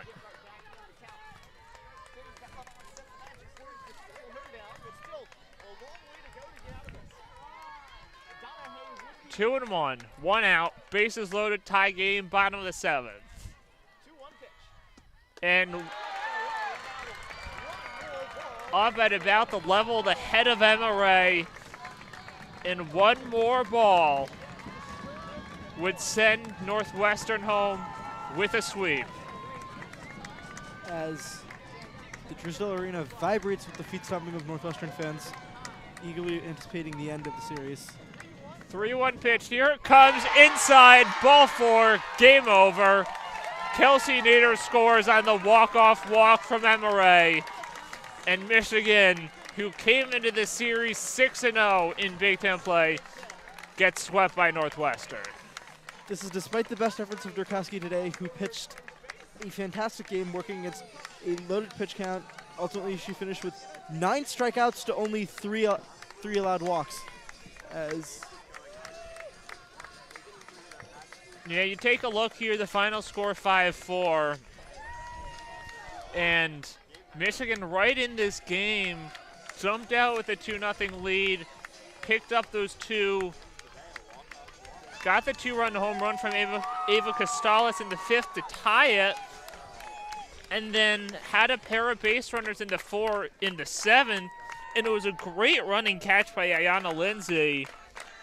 Otherwise, Michigan's taking the lead on what would have been a base hit from Ella McVeigh in the 7th. But at the same time, still offensive inconsistency. Going 3 up, 3 down in 4 separate innings. And then after retiring Candace Robinson, Lauren Dorkowski gave up back-to-back singles, back-to-back walks, and really just not close on some of those pitches in the final couple at-bats. And kind of taking a look at this series for Michigan, a team that came in 6-0 in conference play, gets swept here. We'll get an extra day off before they head to Michigan State on Tuesday for a road midweek conference game before going back home to play Central Michigan next Wednesday. They take on Iowa 3 games at home next week and a 5-day week upcoming. And what do you think the focus has to be for Michigan as they embark on that long week? Well, I think I'm going to reiterate this. I think the number one issue was fielding, especially in the second game. A lot of the runs that they allowed during Northwestern's surge in the third run were the product of just not picking up on a ground ball or having their back turned or just missing what should have been an easy catch. And because, like you said, Dorkowski pitched well, and the offensive cohesion that they were lacking yesterday, they seem to have found it. So it's just a question of tighten up in fielding, don't give so many scoring opportunities to Northwestern's runners, and the Wolverines should look to avoid a repeat of this weekend. Yes, that'll be all we'll have this week in a disappointing series for the Wolverines, as they knew it was going to be a tough challenge. They clearly were not up to the task yesterday in a 9-1 5-inning loss. Showed much better compete today, but just not able to pull out a victory in either of these games. Michigan falls to 6-3 in conference play. They'll be back in action next Tuesday at Michigan State. That game will be covered by WCBN Sports, so be sure to tune into that coverage. A busy week for the softball team with 2 midweek games coming up. Once again, along with Vihaan Easwar, I'm Zachary Linder. Thank you for listening to this game, and those of you who listened to today's doubleheader and the entire series the past 2 days here from Sharon J. Drysdale Field in Evanston, Illinois. That's all the coverage we have for you. Have a good rest of your weekend, and as always, go blue. Go blue.